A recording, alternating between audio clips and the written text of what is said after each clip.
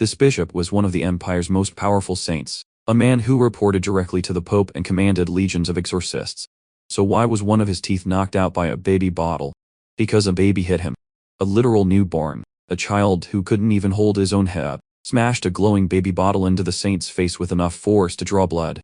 5 minutes later, the baby's crimson eyes flashed. He poured all his power into a single blow, and a pillar of pure, blinding white light erupted from his tiny body, slamming into the lich with enough force to obliterate it on the spot. Everyone was stunned. A newborn had just single-handedly destroyed a dark lich. The onlookers thought it was a miracle, a divine power awakening within an infant saint. And the craziest part was, this child should have been dead before he ever opened his eyes. Because 5 minutes earlier, the moment this child was born, 2 nannies were assigned to care for him. Except they weren't nannies. They were assassins. And the milk they kept forcing into his mouth was a holy poison, a concoction designed to destroy divine power and silently kill saintly candidates before anyone noticed. They expected convulsions and a quiet death reported as natural causes. Instead, the baby downed 1 bottle, then another, and another. 15 bottles in total. He didn't die. He looked comfortable. The baby raised a finger, grinned, and demanded a stronger, more potent batch, because this baby wasn't surviving the poison. He was metabolizing it. Each drop was converted into pure mana inside his body. Instead of killing their target, these fools had just supercharged him. The reason a newborn could chug deadly poison and ask for more was simple. The soul inside that baby wasn't human. This was Kim Ji-Yak, the undying skeleton king, the most feared demon lord in history, a being who had single-handedly waged war against the gods. He'd started from the lowest imaginable station, a nameless, summoned skeleton on a battlefield. No rank, no power. Literally nothing but bones, and a sword in an endless war he never asked to join. Every stronger demon tried to kill him, yet he evolved from a disposable grunt into an immortal lich so powerful the gods themselves had to team up to stop him. But when the gods who summoned him refused to honor their promise to turn him back into a human, he didn't beg. He declared war on the heavens. They panicked, using a holy relic to seal his soul. In response, he gathered every last scrap of destructive energy in his being and self-detonated inside their temple. His last words to the gods: "Eat shit, you bastards." The explosion leveled an entire section of the divine realm.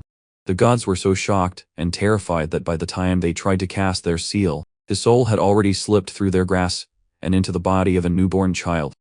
But that unbreakable, desperate will to survive didn't start on the battlefield. Before all that, Kim Ji-Yak was just an ordinary, exhausted man who had spent his life grinding like a machine for nothing. Then one day, 2 things happened. He won the lottery. And on the same day, his doctor told him he had days to live from a disease so rare they were going to name it after him. It was the ultimate wasted opportunity. He stood in the rain, clutching the meaningless lottery ticket. He begged the universe to save him. And the universe turned him into a skeleton on a demonic battlefield. And all that rage, all that experience, all that power now lived in a newborn baby. And the one family in the world that trained daily to kill him, the family with the noblest holy bloodline, well, he was their heir, their precious candidate for sainthood. In a mansion where knights practiced by stabbing dummies of the skeleton king every morning, surrounded by people who would burn him alive if they knew who he truly was. Right now, the bishop was bleeding and humiliated. Emperor Alexander was impressed by the baby's platinum blonde hair, identical to the empire's legendary founder. This baby was starting to look like a real saint, which was exactly what the bishop couldn't allow. He had been sent by the Barrett family, who had monopolized the papacy for generations. They had already chosen their own saint. Every other candidate needed to disappear. Isaac was supposed to be the easiest target. So, the bishop went for a bold play. He announced he sensed demonic energy from the child and demanded an exorcism. And he wasn't entirely wrong. Isaac had let a wisp of undigested mana leak, a tiny mistake, but the bishop seized on it. The emperor stepped in, refusing an investigation into a saintly candidate from an allied family. But then Isaac did something no one expected. His tiny hand reached out, touched the bishop's chest, and pulled. For all to see, a bandage, demonic hand was clutching a golden rosary. It was the bishop's totem, a sealed, high-level demon corpse he had secretly been using to absorb dark energy. A saint of the empire, carrying a demonic artifact on his person. The bishop's face went white, cold sweat beading on his forehead. How could a baby know about his totem? Isaac gave him no time to think. He snapped his tiny fingers. Pitch black energy erupted from the totem. The sealed demon roared back to life. A massive shadow lich materialized in the middle of the holy cathedral. Guards panicked. Priests screamed. Emperor Alexander turned a murderous glare on the bishop, who shrieked that the baby had summoned it. No one was listening. A guard scooped Isaac up and fled, but the lich locked onto the baby with terrifying focus and tore through the defensive line, not to attack, but to rescue him, because this lich recognized its master. Knights were sent flying. The lich was screaming about saving its imprisoned king. The guard was sprinting through the temple with a demonic missile hot on his heels. Isaac's mana was nearly depleted after the totem stun. There was only one option. His crimson eyes flashed. He poured everything he had into a single blow. A pillar of pure, blinding white light erupted from his tiny body, slamming into the lich with enough force to obliterate it on the spot. The shadow creature shrieked, and burned away under a wave of what looked exactly like a divine aura. Everyone was stunned. A newborn had just single-handedly destroyed a dark lich. Whispers rippled through the crowd. The boy is truly a saint. But Isaac was staring at his hands in horror. That wasn't demonic energy. His body had converted his mana into actual holy power. That white core he had formed. The anomaly he couldn't explain. He suddenly realized a critical problem. Dude. I am out of mana. A horrifying hypothesis dawned on him. Is this body converting my mana into holy power? While Isaac was panicking, the captured bishop screamed, "Release me, ye fools." He pointed an accusatory finger at the child. "That baby is a heretic. How dare you crawl into this holy nation?" The bishop pleaded with the emperor, "Your Majesty, I will prove it. I will expose it with an exorcism." Emperor Alexander cut him off coldly. "That's enough, bishop. You dare accuse a candidate for sainthood." His eyes were like knives. "I will not overlook this, even if you are from the holy nation." Cornered, the bishop ground his teeth. If the emperor became suspicious, they would soon discover the intruder. Kneeling on the floor, he despaired. "Even if I die, I must save my family." A ruthless glint entered the bishop's eye. "Therefore, I must at least kill that family's saintly candidate." A massive, golden wolf spirit beast roared into existence, lunging for the emperor and the child. Emperor Alexander snarled, "This bastard finally shows his true colors. Does he really think he can kill me with this thing?" Isaac scoffed internally. He prepared to counter, but a harsh reality hit him. "Wait, I don't have any mana left." Suddenly, a torrent of ice blue energy ripped through the air. The wolf howled in agony before being instantly subdued by the mysterious power. A voice, as cold as a glacier, echoed from the shadows. "Who dares lay a hand on a direct descendant of Ashua?" With a flourish of blue cloaks, a commanding figure emerged from the mist. The azure faith, the emperor breathed. "It's the Ashuan Knights." The silver-haired man strode forward, his presence overwhelming. It was the seventh son of the Ashua clan, Reli Ashua. Without hesitation, he pointed at the attacker. "Execute the bishop immediately." A soldier snatched Isaac from the bishop's grasp. The baby struggled. "Let go of me. Don't touch me with your filthy Ashua hands." Then he froze. "Wait, Ashua. Behave yourself," Reli said sternly. The Ashuan knights knelt in unison, chanting, "Greetings, young master." Reli turned to the child, his voice softening slightly. "Sorry we're late, Isaac." He smiled. "It's nothing much, but we brought you a little kit." A knight cheerfully presented a toy. "It's a model of the beheaded skeleton king." Isaac was speechless. Other versions followed the skeleton king being burned at the stake, then crushed by saints. "How cute," the knight cooed, tearing up as he mistook the baby's stunned silence for joy. "The young master loves it so much he's crying. How am I supposed to survive this family?" Isaac screamed internally. Helpless in the adult's arms, Isaac sighed. "How do I survive this crazy family?" Then the name registered. "Wait, Ashua." Memories flooded back. The 45th generation saint, no Ashua. The 61st, Akha. All his sworn enemies had borne that name. Damn it. I was reincarnated into the saintly family. What kind of karma is this? While Isaac cursed his luck, the cornered bishop screamed, "You heretics! Where did you get that creature?" He pointed at Isaac. "I will reveal its identity. The Ashua family is mad. It will be the end of the house of Ashua." Release sword flashed. A single, bold, decisive slash silenced the bishop forever. Release sheathed his blade, looking down at the corpse. "Be grateful for the mercy of House Ashua that I left your head attached." He just killed a man for being insulted, Isaac thought. He's got guts. A knight quickly covered Isaac's ears. The young master should only hear good things. He began humming a morbid lullaby to soothe the child. Isaac stared at the skeleton toy. A bunch of lunatics. But this Azure family, they are seriously strong. Meanwhile, Emperor Alexander approached. It seems I'd owe the boy a debt. He looked directly at Riley. Tell your family head that the imperial palace wishes to raise this child. Riley was stunned. Your Majesty, did you just? Who? Isaac thought happily. Am I being scouted by the imperial palace? The holy nation will target the boy, Alexander explained. In the current Azure faith protect him. The Pope will move against him because of his hair color. The Emperor's expression darkened. Furthermore, the Skeleton King seems to be hunting him. Isaac froze. What? I am the Skeleton King. Why would I be hunting myself? An official interrupted. Your Majesty, the child carries Ashua blood. He must be raised by the Ashua family. Riley took Isaac. The Pope, or the Skeleton King, House Ashua can handle it. The Emperor smirked. Saintess Melissa would be thrilled to see the Skeleton King again. Isaac froze. Alyssa. The horror hit him. She was the craziest, most formidable enemy I'd ever face. The irony of it was a killing blow. I'm a direct descendant of Melissa. Why is my life like this? The Saintesses were the god's ultimate weapons, created to destroy him. He'd never been able to touch them. Killing one just summoned a stronger successor. And now the worst of them all was his ancestor. Riley sighed, oblivious that the child in his arms was the very enemy his family was sworn to destroy. Emperor Alexander watched in silence as Riley asserted the Ashua family's competence. A young knight chimed in, recounting tales of martyred saintesses. I didn't kill anyone, Isaac screamed internally, rejecting the baseless rumors. It's okay, Riley said gently. I am not okay at all.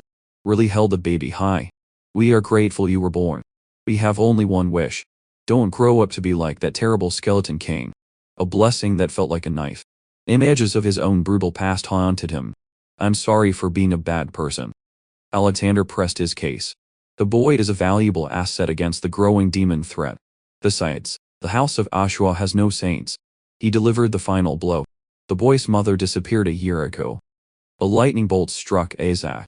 My mother is a saintess, Riley said. The mistress is still alive. Lady Melissa will return soon. Isaac's jaw dropped. She's alive. His greatest enemy had survived. Dread washed over him.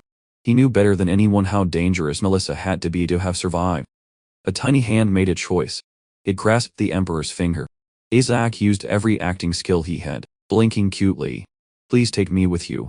Alexander melted. See, the boy wants to come to the palace. He just clings to everyone, Riley insisted. The House of Ashua produces saintesses. Alexander countered.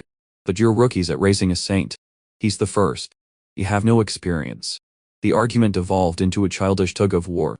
The young master is going to be torn in half, their retainers cried. I want to go to the palace. Isaac panicked. I don't want to die. Then he felt it. A warm stream of light emanating from the Emperor. Life force. This was the true path to survival. The Emperor smiled. A wise choice. But a sudden chill ran down Isaac's spine. Elsewhere, a failed bishop knelt. I am innocent. That thing used mana. It is a product of demons.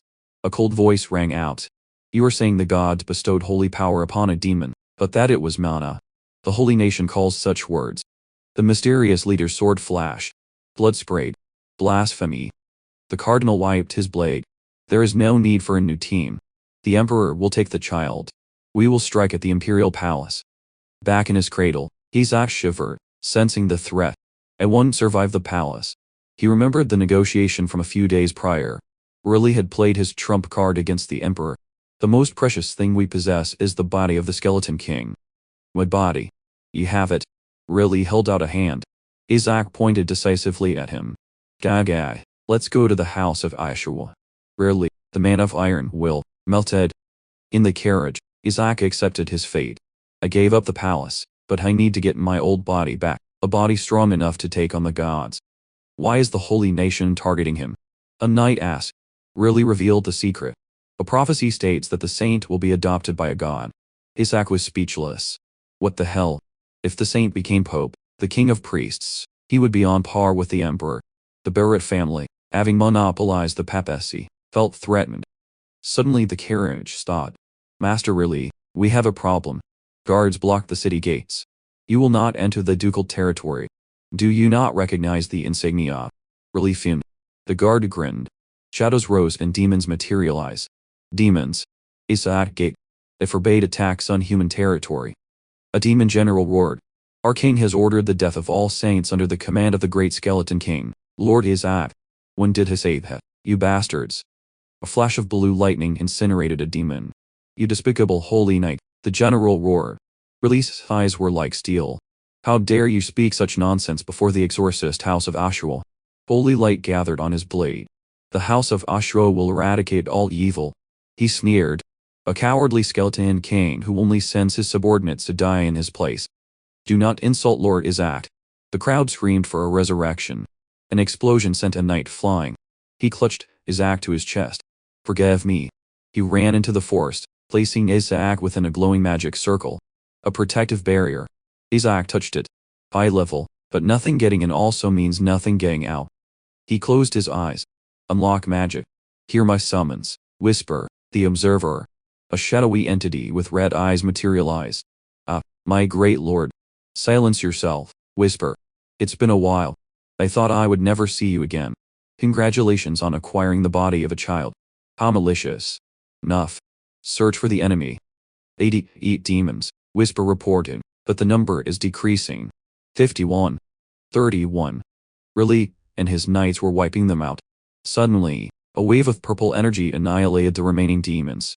No enemies left, Whisper reported. Detecting a shadow lich. A massive black form appeared. It roared. Whoever dares touch my king, pay with your lives. What's wrong with this guy? Isaac panicked. My king, my one and only master, imprisoned in an inferior child. The lich's loyalty was twisted. Do not look upon him with your filthy eyes. Damn it. It recognized me. Raleigh ordered. Prepare for battle. Isaac babbled, trying to command the lich to stand down. Dad, don't touch my food. The knight misunderstood, sensing the baby's mana. Please be patient, young master. We will handle this.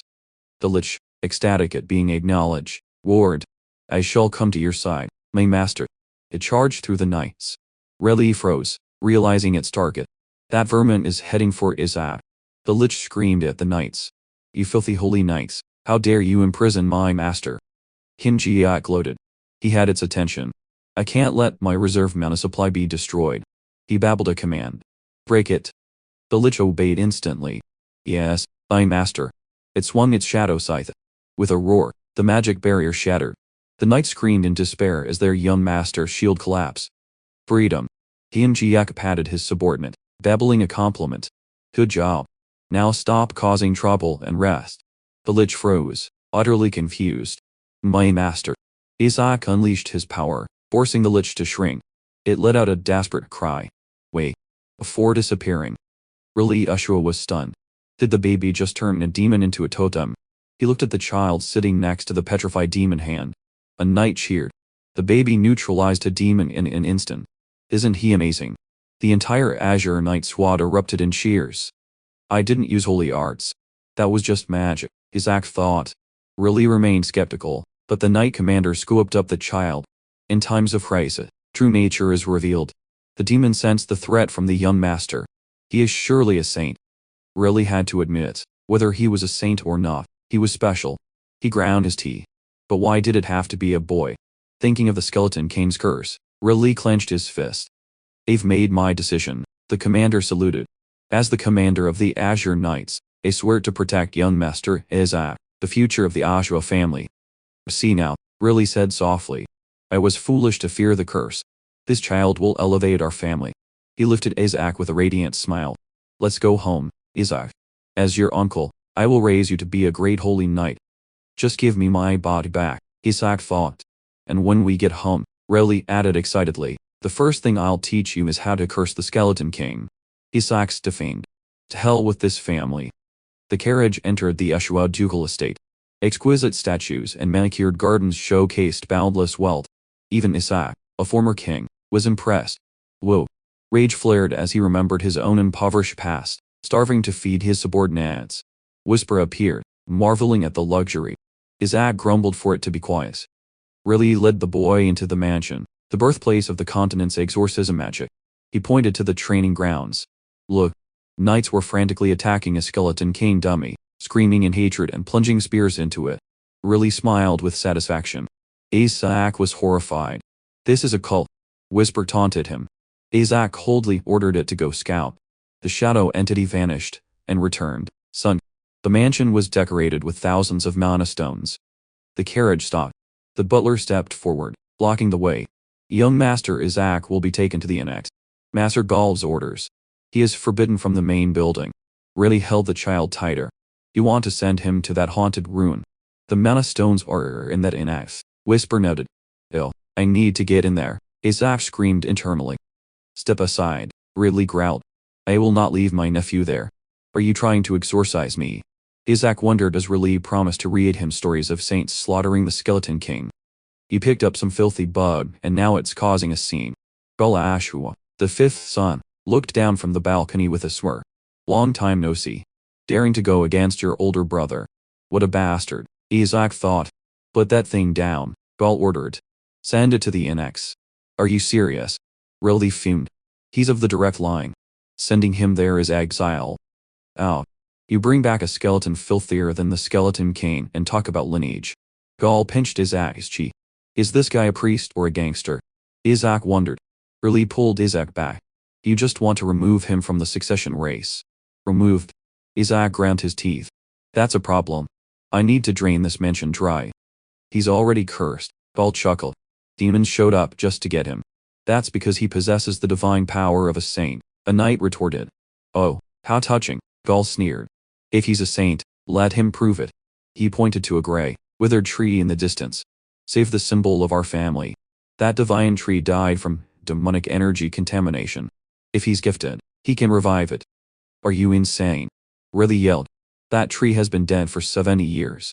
Oh, Alyssa, Gal thought. Your descendant has fallen so far. Isaac started. Hearing the thought, he sensed the demonic residue at the tree's base. Don't you see it? He yelled in his head at Whisper. Go get it. He launched Whisper toward the tree. Ridley was still arguing, telling a baby to. He stopped. The withered branches were turning green. A brilliant light erupted as the divine tree roared back to life. It revived, Ridley gated. Gal was speechless. Impossible. Even high-level purification failed. No big deal, Isaac told himself, smirking. I just had it suck up the demonic residue. Whisper let out a satisfied burp. Master Ridley, what did you do? A knight asked. I did nothing. Ridley looked at the baby in his arms. Such good ma. What a waste, Isaac lamented. Amazing. Young Master Isaac did it. The knights cheered. Gal regained his composure. Don't be ridiculous. Ridley, you did something, didn't you? You're using the Saintess's power to prop up that piece of trash. What? Ridley's anger boiled over. His family is falling apart, Isaac analyzed. Gal looks nothing like Melissa, but Ridley is a male version of her. Half-brothers. Wait, Gal looks like the Pope. You think I don't know you brought it here to be a Saintess candidate? Gal pressed. It's just a half-breed brought back by a deserter. He whispered in Ridley's ear. Are you sure it's even our blood? Ridley snapped. He landed a solid punch on his brother's face. Isaac watched with amusement. Good. A divided family is easier to swallow. Inside the meeting room, the atmosphere was toxic. This is a pain, Isaac thought, sitting on the table. Aneth, the acting leader, glared at Ridley. Why did you bring it back? Gal, nursing his jaw, defended his mother. It has no right. Where is the family hen? Ridley cut in coldly. Way. Hannah snapped. Suddenly, an old butler burst in. Young Master Isaac has revived the divine tree. A coincidence. Gal yelled. The family's prayers finally worked. Hannah smirked. There's no proof. You want proof? Isaac held out his small hand. Boom. A vortex of pure power swept through the room, pushing back the elders. This energy, an elder gasped. It's the energy of the divine tree, you bastards, Isaac roared internally, disguising the demonic energy as a holy aura. It seems Isaac instinctively exorcised the tree, Ridley declared. He accomplished what his family couldn't in 70 years. Absurd. Gal slammed the table. If this gets out, we'll be a laughing stock. He's the son of a beggar. Isaac picked his ear. Bored. Ridley placed a hand on his chest. Elders, this child will become a saint. He might even become Pope. He held Isaac high. And one day, he will kill the Skeleton King. Isaac froze. I take it back. Put me down. Hannah's eyes glinted. You're digging your own grave, really. If you're so sure, let's test the boy. I demand access to the relic vault. In a dark forest, Elite Ashura sheathed his sword. Family head, a knight reported. The vice master requests the vault be opened. She wants to see if the boy is a true saint. Why is there a saint in my house? Eli scowled. Knight. That place kills anyone who isn't a candidate. Let them, a powerful voice commanded. The mistress Melissa Ashura appeared. It's Isaac, isn't it? Save the divine tree. A promising bud. May lady, open the vault to all candidates. Melissa smiled dangerously. With the greatest relic, we can finally destroy the skeleton king. Whoever brings it back will have everything. I will personally teach them the secret techniques. The Ashura Vault, a repository of ancient power, and a graveyard for failed candidates. Can you return safely? Whisper tease. They said my old body is in there, Isaac thought, excitement building. I'm about to get it back. The mistress has opened the vault to everyone, a young knight told Isaac. But I'm sure you'll win, young master. The more the merrier, Isaac smirked. Chaos is the perfect cover. Really appeared, his face grave. Isaac, be careful. Demons captured in the war guard the vault. Captured demons. Level 6 at best, Isaac calculated. A little intimidation should do the trick. There is a level 8 demon, Reli said, and a level 9 dragon. Isaac was stunned. The Ashura family is insane. Who locks a dragon in a nursery? Whisper tried to comfort him. With your knowledge of dragons. Then stopped abruptly. Shiak trembled. Damn it. Dragons are dangerous in a whole other way. He recalled having once deceived 70 ferocious dragons. Now he feared his soul would be recognized. Whisper saw an opportunity. Isaac had to act. He calculated. The vault has a level 8 demon and a level 9 dragon. I can only handle up to level 6. A bold plan formed. Seek into the sub-vault and steal the mana stones. The imposing doors of the archives stood before him. Isaac and Whisper snuck in, grabbing an ancient book. Master, are you okay? Whisper asked. Isaac froze, staring at the title, Holy Art's 10 Ways to Disintegrate the Skeleton King. He looked like he was about to be exorcised. Damn it. He should have taught me holy power first, he roared internally. He considered mind control, but Whisper shot it down. Do you want to destroy the family? Isaac sighed. I can't grasp this with theory alone. Suddenly, a warm hand lifted him. He looked tired. Reli held the child. As Reli carried him away, a knight picked up the discarded book. Reli placed a hand on Isaac's forehead. A simple gesture, but a stream of holy power flowed out. A holy art. From his cradle, Isaac cheered. Excellent. Use a few more attack spells, uncle. He quickly calculated. He couldn't let them stay. The vault was still the goal. He buried his face, feigning sleep. What a wonderful child, Reli praised, completely fooled. As they turned to leave, Whisper scorned their naivety. But then Reli ordered, this totem is dangerous.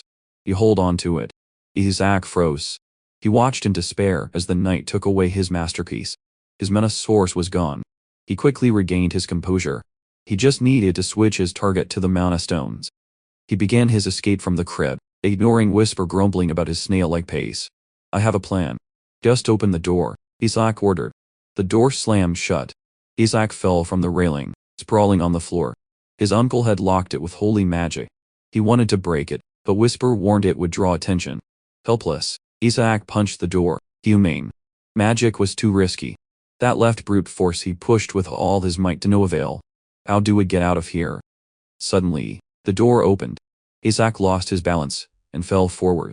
A strange boy with a bandaged hand looked down contemptuously. Just a baby who can't even walk. This is my rival, Isaac thought. Whisper growled. How dare he insult my master? Shuri clenched his bandaged hand. There's no way that baby created a totem that even a genius like me couldn't. He remembered Gal Ashua testing Isaac with a ball of holy light. Shuri flared with holy power. I will become the saint. You dare steal my place.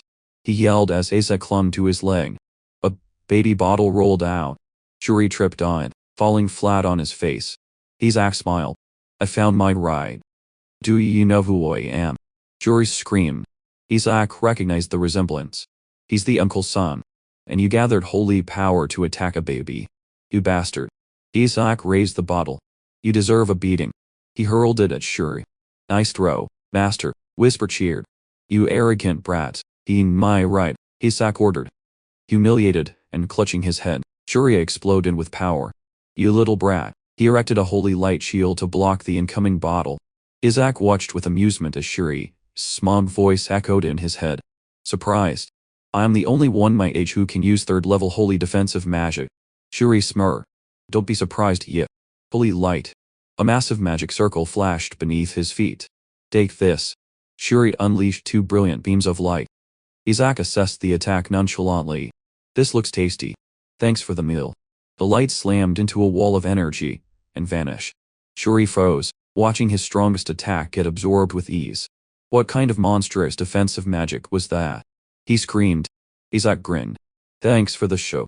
Impossible, Shuri cried, overwhelmed as the energy dissipated. Whisper rose from Isaac's shadow. Kill it. The servant asked. Kill what? Isaac thought. Realizing he was unharmed, Shuri blinked. Confusion flared, and he snapped. If you're not going to hit me, don't scare me like that. He tried to look imposing, but a menacing voice made him freeze. How dare you? Shuri's eyes went wide. Cold sweat broke out. A massive shadow entity materialized, roaring, to attack my king. It grabbed Shuri's leg as he tried to flee. Do you want to die? Shuri collapsed, babbling in terror.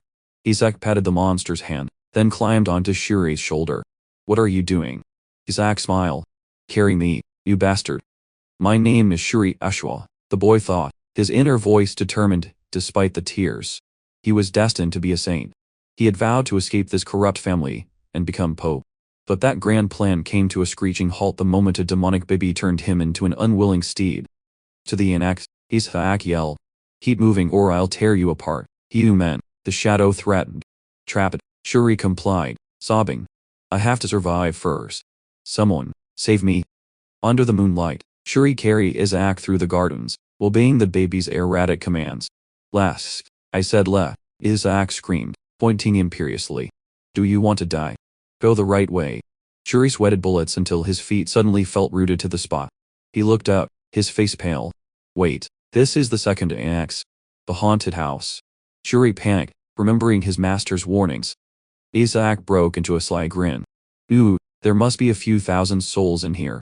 The old building reeked of the thick magic accumulated from decades of resentment. Let's go, Isaac urged. No, we can't go in there. The shadow reappeared. Shut up and move, dog. Inside, the abandoned annex was dark and cold. The heavy thud of footsteps and Shuri's sniffling echoed in the hall. Messier than I thought, Isaac mused, his red eyes scanning the darkness for dark energy. He spotted a large, sealed door. Whisper materialized. Master, the entire building has been sealed. Hey, let's go back, Shuri gasped that, terrified. Isaac yanked his hair in response. Now what? Shuri yelled. He stopped before a line of old portraits. The previous family heads. Isaac snorted. Are you aiming for the head position too? Don't even dream of it. That spot is mine. Smash. Isaac slammed his baby bottle straight into a portrait, shattering a magic barrier. The ancestors' portraits. Shuri moaned as the explosion threw him backward. Then Don put barriers on painting. Isaac thought. The barrier is broken, master, Whisper confirmed. I did it, Isaac cheered, giving Shuri no time to recover.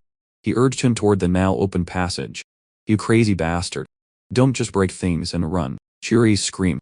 Shuri yelped as the child was pulled toward the darkness. Kim Jiak just babbled with excitement, diving into the secret passage. Finding a room overflowing with magical energy, he cheered. Whisper, close the door, Isaac ordered, determined to claim this space. Shuri lunged. Hey, wait. What are you doing? Isaac smirked. A kid like you doesn't need to know. The door slammed shut. Inside, the baby sat calmly. Time to begin. Blue energy swirled around him. Outside, Shuri pounded on the door. Come out or I'm telling. I'll tell the adults to get you kicked out. Shuri. A cold voice froze the boy in place. A white-haired man appeared, lifting Shuri into the air.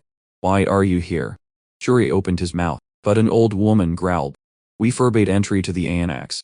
Oh. Shuri asked blankly. Witnesses had seen Shuri carry Isaac here. He babbled a defense, admitting he had used holy magic to carry the baby, which only confirmed their suspicions. The white-haired man sighed. Shuri, you've gone too far. He gripped the boy's shoulder. Where did you lock Isaac up? Shuri screamed in denial. He was about to explain that Isaac had locked himself in when violent sounds erupted from behind the door. The men rushed to it. Isaac, are you in there? He pressed his ear to the wooden door. In the darkness, the drama began. Isaac's heart-wrenching sobs echoed pitifully. The door opened, and the old woman rushed in. Oh my God, look how scared he is. The man picked up the sobbing child. He's in shock but seems unhurt. He looked at the baby, relieved but thoughtful, then turned to Shuri. You should be ashamed, but it's not me. I swear. As he was carried away, Isaac mouthed a sarcastic thanks to the stunned boy. His innocent expression vanished, replaced by a sinister grin. Thanks for the meal. Shuri clutched his head in pain, while the adults wondered why his blood pressure was skyrocketing. Safe in their arms, Isaac assessed his loot. I've obtained a century's worth of mana in one go. Energy glowed in his tiny hand. With this, I can use that plan. The man mistook the baby's sinister look for shock. Sunlight streamed into the grand mansion. Isaac sat calmly beside a book until Riley's voice rang out. Isaac, there's someone I'd like you to meet. Riley, Ashwat entered with a woman in uniform. This is Ashley. She'll be taking care of you. Holy Knight of the House of Ashwa, Ashley Lark. She knelt before the infant. I will serve you until my last breath, young master Isaac. Isaac narrowed his eyes. Did they send someone to watch me? He babbled to get her attention. Hey, do. Then he threw a tantrum, screaming, I don't need you. Get out. A terrifying black aura radiated from the child, freezing both adults. As Ashley panicked, Isaac glared at Riley. Why does this family have so many crazy people? Riley just laughed. And Isaac, this is a gift from me.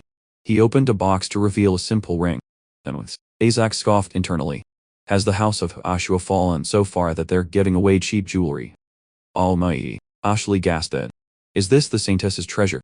Riley patted the child's head, confirming it was a gift from the elders. Isaac, his eyes flashed red. Oh, so it's the real deal.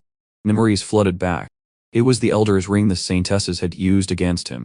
In his tiny hand, the ancient power hummed. The relic began to glow with a warm light. It only has 1 or 2 charges left, but I can fix it. Kim Jiak smirked to himself. He sensed a presence. Baal Ashura stood in the distance, arms crossed, teeth clenched, eyes blazing with hatred. Isaac glanced over. That gangster look proves it's real. Riley returned cheerfully. My nephew Isaac. Gaul instantly changed his demeanor, flashing a bright but terrifying smile. You're always so lovely. He leaned down to whisper in the baby's ear. Isaac flinched, screaming internally at Gaul's madness. Gaul was seething. He had secretly sabotaged the blessing apparatus only to see the treasure fall into Isaac's hands again. He remembered begging the mistress, please let my son have it too, only to be coldly rejected. Shuri has already received a blessing. Do not be greedy.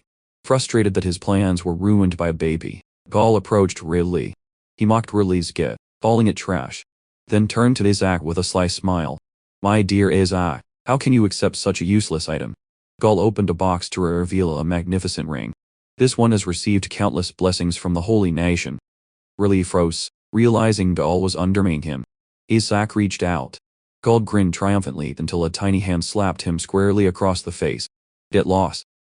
Isaac thought, disgusted by the Pope's stinking object. Isaac snatched the box and threw the expensive gift. It sailed high and sank into the fountain, while Gaul screamed. Riley was stunned that a priceless treasure was tossed aside, but Isaac stood tall, thought. The baby happily held up the simple ring Riley had given him. Overcome with emotion, Riley burst into tears of joy, cheering for his nephew who had chosen him. While Riley celebrated, Gaul's men were fumbling in the cold water. Isaac gloated internally. He had used magic to make the ring unusually heavy. He whispered to a shadow guard. Retrieve it tonight. He planned to sell the filthy thing for a profit. Later, in his office, Gaul raged. He slumped over his desk, screaming about his lost fortune, then forced a smirk. Fine, it's not like he can use the Elder's ring properly anyway. A knight had reported that the item required the divine power of 20 people to activate. Gaul calculated sinisterly. Let's see. There'll probably only be 10 people at its first birthday. The next day, the Ashura mansion was in chaos. Carriages and crowds poured in. Ashley Lurch reported, it's incredible, young master. 148 saintly candidates and 0 nobles. She listed off dukes and even the emperor, but Isaac looked annoyed. Are the gods so lazy they're just flinging saints around everywhere? Riley was just as astonished. I thought everyone would see this as a trap and stay away. No way they'd think that. My friend, Count Simon Regis, head of a merchant guild, appeared with a laugh. Every family in the empire is buzzing. They heard the weaklings of the Ashura family are also attending, so they knew it couldn't be a trap. Simon continued. Besides, the lady of the Ashura family put up a prize. How could they not come? Isaac looked up curiously, wondering about the prize. Really, he suspected that even. Simon scoffed at the arrogant Barrett family. Really tried to shush him, but Simon loudly announced his own son was a saintly candidate. Watch your words, Really whispered, grabbing the doorknob. Simon continued to blabber behind him. It seems the old proverbs are never wrong. The voice stopped them in their tracks. Cardinal Barrett, Really gasped. The cardinal smiled sinisterly. The weak Ashura family is holding a birthday party to save face, he thought. I want to see their candidate. His eyes landed on the child in Ashley's arms. What a godsend. He placed a hand over his heart, feigning sincerity. I pray that the same candidate will bring glory to the family. A sense of foreboding hit Really. A trap. He realized the number of candidates had skyrocketed to 148 in the last week. The holy nation has let their riff-raff in. If they cause chaos in the treasure vault, they will tear the weak apart. The horror dawned on him. Isaac is in danger. The Ashura boys were notoriously beautiful and useless, making them prime targets for those wanting to curry favor with the church. A dark command had been issued. Play with the Ashura kid. Mix holy poison in his water. Make him a laughingstock. But Kim Chi-ek was chugging the poisoned water, looking pleased. Whoa, this stuff is great. The other candidates stared. How many bottles is that? Kim Chi-ek gloated internally. Bring more. This little bit won't kill me. He threw the empty bottle at Shuri Ashura. Panic seized the conspirators. He was supposed to get Derhia. It was the wrong bottle. Shuri hid his face in shame. Why does he keep drinking? Desperate to save face, he kicked the bottle from Kim Ji-ek's hand. Stop drinking. Are you possessed? Kim Ji-ek offered a clean bottle. Shuri knocked it away, unaware the baby was thinking, that one wasn't poison. The child clung to Shuri's leg, wailing for the poisoned bottle. Mine was the holy poison, a blonde boy confessed in a panic. Give it to me, Kim Ji-ek roared. His eyes flashed as he levitated, dark energy surging. As he reached the state of self-divinization, the children whispered in awe. Shuri was confused. Suddenly, a white-haired young man appeared. Hina Barrett, why is he here? Shuri breathed, while Kim Ji-ek calmly chugged the new bottle of poison, thinking, Dan, so he's the one who's going to win. The room buzzed. Why was the Pope's family here? Though Keenan's hair was a different color, everyone remembered the messy brown hair of the previous popes. Hina sneered. Nothing strange. The saint's treasure vault is the property of the papal family. So I'm here to take back what's mine. Hina turned and left, leaving the crowd stunned. Kim just smiled. As expected, he's from the papal family. Suddenly, brilliant golden holy power erupted from Kana. A power that surpassed even bishops. I guess that's why you're candidate number 0, Kim muttered, disgusted by the display. Hina turned back, scolding the crowd. You really are lowlifes. What do you gain from terrorizing a small child? He strode forward, reasoning that no child could control a poison immunity. Kneeling before Kim, Hina thought, this whole family must be genetically stupid. He put on a kind smile, summoning his power.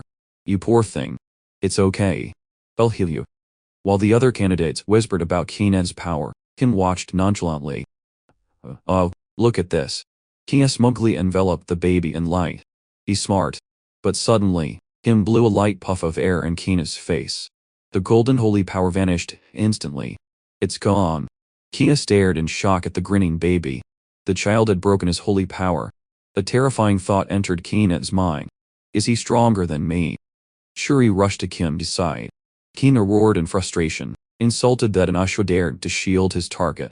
Kim remained defiant, a bottle in hand, eyes full of challenge. How dare you look at me like that?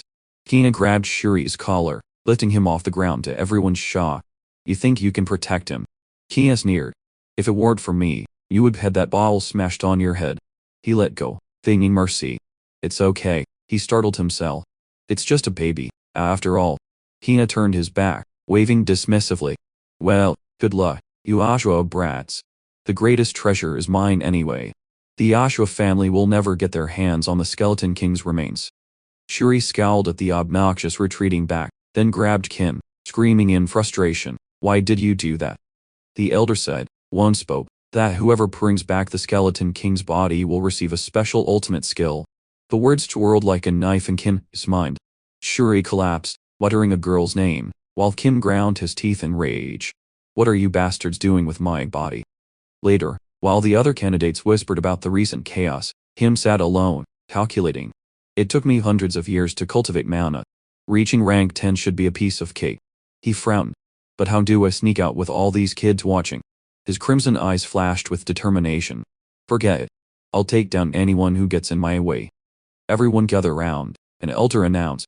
We'll be departing soon, so listen carefully to the history. Another lecture. How boring. Kim quietly crawled away. Hey, dude, Shuri yelled. Where do you think you're going?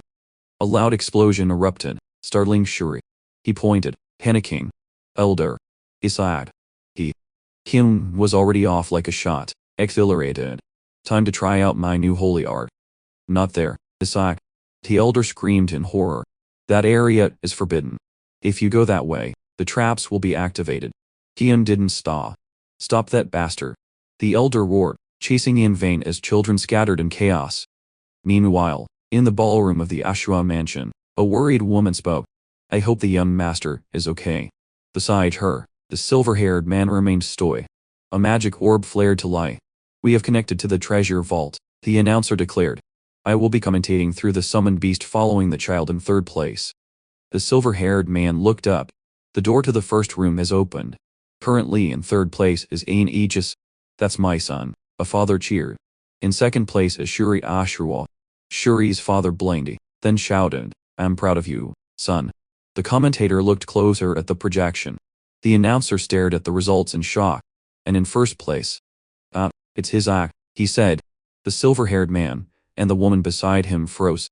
Isaac Ashua, the voice echoed. The baby shot forward like a whirlwind, triumphant. Please, Isaac, you can't go there, the elder yelled. It's too late. The baby's foot triggered a trap. Elder.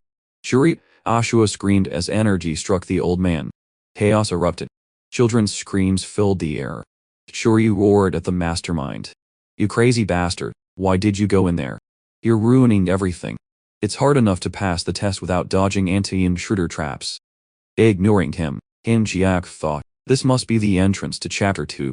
He triggered another layer of traps. Well done, Master, the shadow entity whispered. Thanks to the mana stones you absorbed, I have leveled up. Good.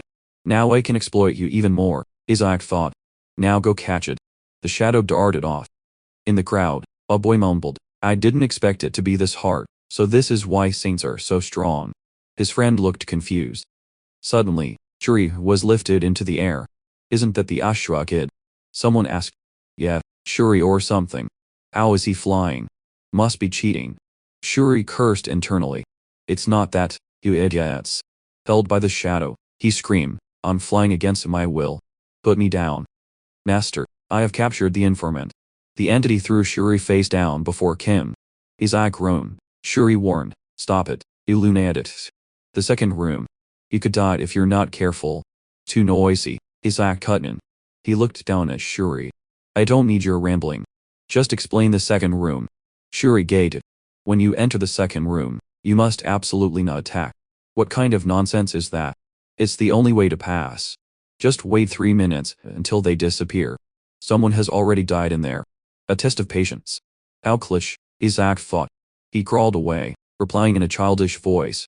All right. Sounds easy enough. Just don't attack, right? Waiting 3 minutes is nothing. He muttered confidently. His tiny hand touched the gate.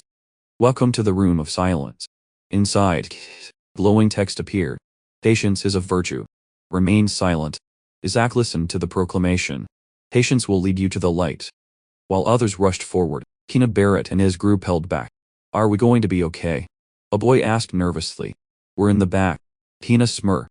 No need to face the danger first. Let the sacrificial lambs go ahead. The ones who rush in will get stuck at the entrance anyway. Another added. Kina pointed. Look. A brilliant light flare, startling a dark blue-haired boy. The trial has begun, Thea said. A golden light exploded, heralding the first trap. Do not be swayed, the voice echoed. Kim Ji-ak and another candidate exchanged terrified looks. A blonde entity appeared, spreading its arms. Patience will lead you to the light. You bastard. A candidate roared, charging the entity. He destroyed it instantly, but his body turned to dust amidst horrified screams. Another boy collapsed, cursing. And its massive, bloody tentacles rose from the ground. You fool. Someone screamed. Isaac grimaced. How can I hold back when they're showing off the ugly faces of the gods? You have failed, the system voice intoned coldly. Those who cannot be patient. Isaac clenched his fists, deciding to break the rule. We'll face divine punishment. The golem supervisor roared. We're screwed. A boy trembled. We're all going to die. As Kim Ji-ak gathered magic, intense red energy surged. Lightning struck around him, hitting the giant gatekeeper. The brown-haired boy gate. What was that? The bolt pierced the stone golem's core. Kim Ji-ak frowned. Why him again? To the crowd's astonishment, the supervisor crumbled into rubble. Isaac snorted. Rank 8. Are you kidding me? He was certain. This golem was made by his subordinates, the 14 demon generals. Is it operating under the Ashua family's control, or is it here for me? Isaac crawled away, ignoring the boy calling. Hey, where are you going? I didn't expect the Ashua kids to be so useful. The foliage parted. A group emerged, pulled by Nigel Sefet. See, I told you an Ashua kid would know the way. Nigel sneered. Thanks for dealing with the gatekeeper. Now get lost. We're taking the second room. Isaac assessed them coolly. Still too many survivors. Nigel pointed to Isaac's companion. I didn't know the Ashua family was so cowardly. He'd end him. The boy stammered. Nigel ignored him, turning to his group. He saw this kid dodge the traps, right? He spotted the ring on Isaac's neck. A holy relic. He snatched it. This must be the key. We'll avoid all the traps with this. Isaac's companion thought wrong. He watched Isaac's unusual calmness with suspicion. He never lets people rob him without a fight. We don't need you anymore, Ashua. Stand back, Nigel commanded. He smiled sinisterly. The Skeleton King's corpse belongs to the Sefet family. I will claim it. He charged forward. A step later, a brilliant light erupted from the ground. A sea of fire consumed the vanguard. Screams tore through the air. The brown-haired boy froze. Isaac, that kid, walked through the fire. Isaac smiled. He baited them. The fire died down to ash and smoke. Isaac hoisted his companion onto his shoulder and stepped over the corpses into the second room. He looked back at the charred remains. Thanks for the sacrifice, kid. Isaac frowned. Another group was following him. Why are they still following me? He definitely has holy power, a purple-eyed boy whispered. He's from the saintly family. Isaac scowled. I don't need their reverence. From his shoulder, Shuri Ashua thought, Bun, guys. The monster on my head is scarier than any demon. Shuri tried to flatter him. If there's a saint here, it's you. A blonde boy stepped forward. A pleasure to meet the youngest Ashura master. I am Paris Julius, the second prince of the Julius kingdom. Isaac's interest per. Useful. Hey, Isaac. Shuri asked. We're here, Paris announced. A huge gate loomed. A ball of light flickered, and a winged form appeared. Welcome, candidates. The third room is the room of contemplation. Show your courage and resolve. The followers cheered. We should have followed him, not Nigel. The corpse is ours. The supervisor clarified. The test is simple. Defeat us and claim glory. Isaac narrowed his eyes. That gatekeeper. Could it be? He smirked. Ad was right. This is going to be fun. Hip. Isaac shouted, startling the others. Shuri froze, then realization hit him. Isaac is right. The gatekeepers are lying. The first room was the room of selection, where Isaac had rushed ahead. The second was the room of silence, where he showed no restraint. Now it was the room of contemplation. Isaac had deduced the hint lay in the past. Shuri warned. We must not attack them. But Kim Ji-ak pointed at the statues, ordering them forward. Shuri reassured himself. Perhaps the holy blood in Kim is awakening. Maybe I misjudged him. Shuri thought, missing the evil smile, and the ball of energy in Kim's hand. Kim threw the orb at a gatekeeper. Shuri froze. Enveloped in evil energy, the gatekeeper roared. You have failed. It tightened its grip on its staff and unleashed a huge red slash. Screams echoed as the blast took out several children. Kim sat calmly on another boy's back, ignoring the pleas for help. Shuri's face went white as he realized the truth. Hey, you crazy bastard, he screamed. Kim just smiled, closing his eyes. What a familiar sight. The gatekeepers revealed their true forms, demonic puppets, and taunted the acolytes. Teach these brats a lesson. Kim laughed maniacally while his human steed cursed in despair. An explosion consumed the area in flames. 2 survivors searched frantically. Where are the Ashuos? Kim was sitting cheerfully on Shuri's head. Both were concealed by a level 6 invisibility spell. The second Prince Paris Julius noticed them. Thanks for making me invisible too, Kim thought. He used his blessing at the right time, but simply replied, whatever. Grateful, the prince offered a silver ring. Take this. Paris wondered. Is it because I'm not used to fighting demons? Kim watched with calculating eyes. Believing he had received a holy relic, Paris said, Thank you. I won't forget this. The ring glowed gold and then ruthlessly drained his holy power. Paris screamed in agony. Kim laughed, thrilled to have found the best prey. His subordinate fawned, of course, master. Shuri looked in horror at the monster on his back. Uncle, where did you find that thing? Elsewhere, a candidate yelled, who can use holy defensive magic? A young man stepped up, creating a ball of light. Hit behind me. The supervisor, now a demon with a giant scythe, roared, accept your punishment. Attack. Another ordered. The young man unleashed a blast of holy light. Take this. The attack was neutralized, throwing him backward and shocking the team. As he lay motionless, his friend cried, Hey, what's going on? Above, the ring hovered with an eerie red glow. The supervisor sent a candidate flying. Suddenly, the bone puppet stopped, tilting its head. Where did all the cheeky brats go? The shadow subordinate reported, We have absorbed all the holy power here. Moving on to the other side. Kim watched the chaos. Don't feel bad, you weaklings. That doll will stop once you're down. Better I take your power than you hurt yourselves. Master, it's almost done. The shadow stopped as a golden orb materialized. What is that? A pillar of brilliant light erupted, blowing away the shadow creatures. Through the smoke, a figure emerged. Found you, Kim whispered. A white-haired, golden-eyed boy enveloped in holy fire declared. Isaac. Hina Barrett strode forward. I was wondering where you'd gone. Nigel Sifit was stunned, sweating. I knew he was a genius, but... Giant wings of holy light erupted from Isaac back to summon a holy spirit. At this age, it's absurd, Nigel screamed. Hina Barrett faced Kim Ji-ak, who had returned to his original form. It's a surprise someone could defeat a demon, Kina sneered. Or did you lure the children into a trap again, just like in the first room? Kim Ji-ak smiled slyly. The children cried, No, that baby did everything for us. One candidate insisted. He even showed us the way. Do these idiots have Stockholm Syndrome? Kim Ji-ak thought. Kina was dismissive. Save. Are you not ashamed to call yourselves saintly candidates? What right do you have? A black-haired boy snapped. You just hid in the back. Isaac deserves to be a saint more than you. The group rallied around Kim Ji-ak. That's right. Shuri realized the truth in despair. No, everyone. This demon child is draining your strength. But nearby, other survivors whispered, if it weren't for them, we would have been in big trouble. Suddenly, they looked up in horror. A giant fireball descended, shaking the ground violently. The survivors gathered before a large gate. Is that the entrance to the third room? The fireball exploded. Congratulations on clearing the second room. I am the final guardian of the treasure vault. Twos. You will take the treasure here and end the trial. A boy opened his mouth, but the guardian cut him off. Or face the trial to enter the third room. Answer carefully. Hina Barrett remained calm. If you pass the trial, the guardian continued, you will find the treasure of the third room. However, if you fail, you will die. The candidates froze in horror. Only Kim Ji-ak remained unfazed. Master, the mana from this voice. His shadow spirit whispered.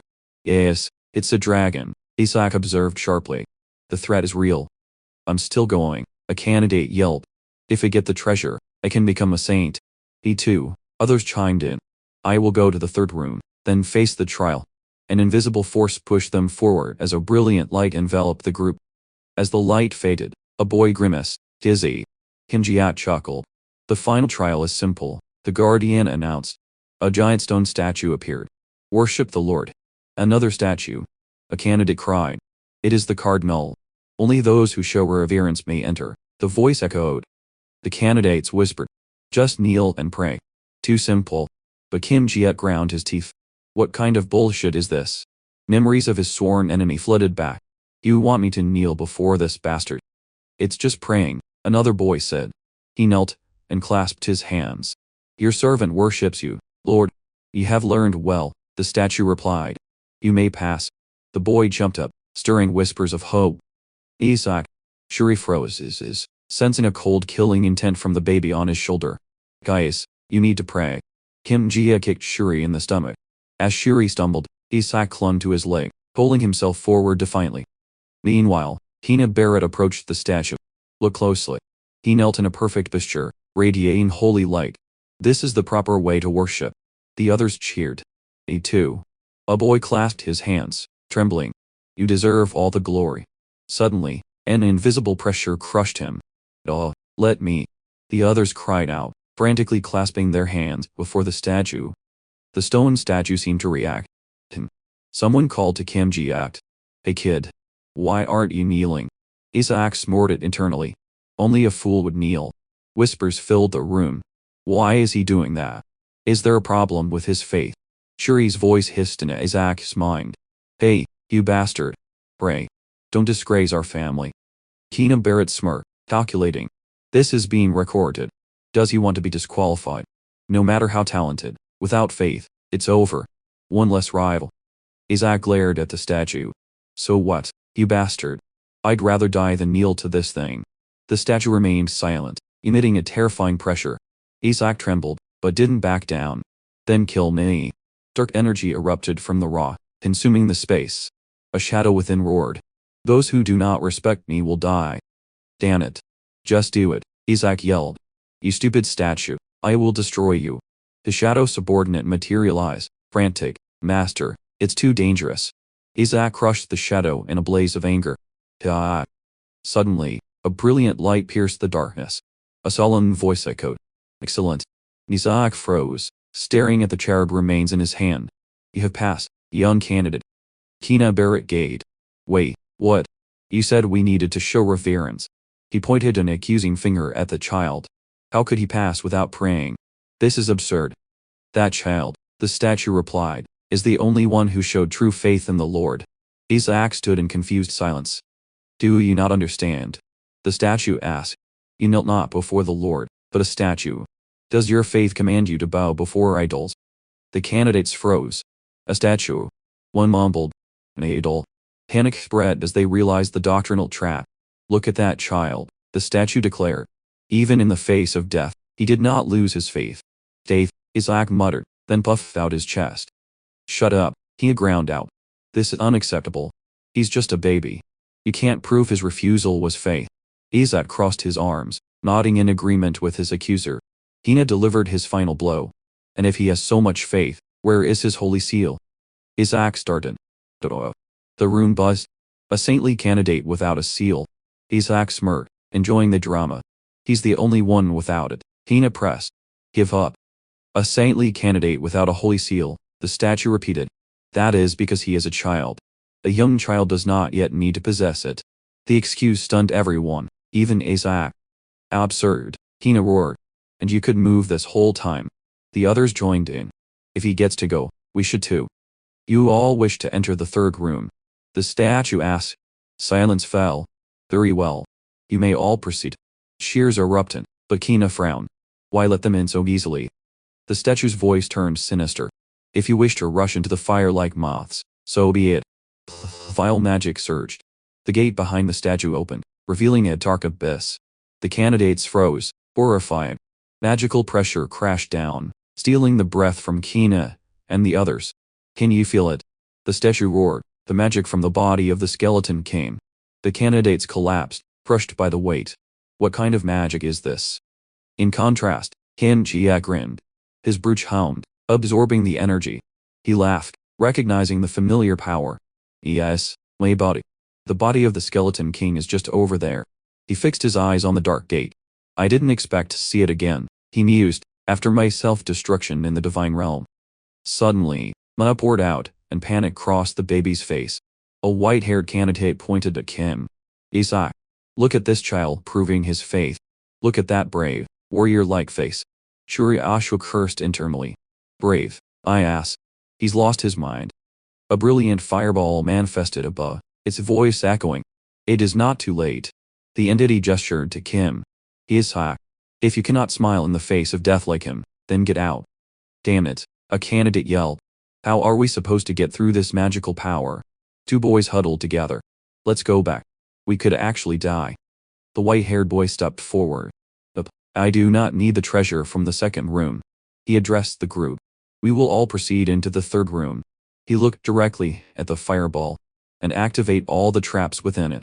Shuri was speechless. This crazy bastard. The fire entity seemed amused. Oh, is that really what you wish for? The white-haired boy smiled shrewdly. Even the genius Saintess Melissa could not retrieve the Skeleton King's corpse. You are surely the safety measure she left behind. The Saintess would never let children die. His eyes hardened. I don't want others saying, I took the easy way out. He smirked. So, please set the third room to its original difficulty. In a corner, another boy observed. He's got a few screws loose, too.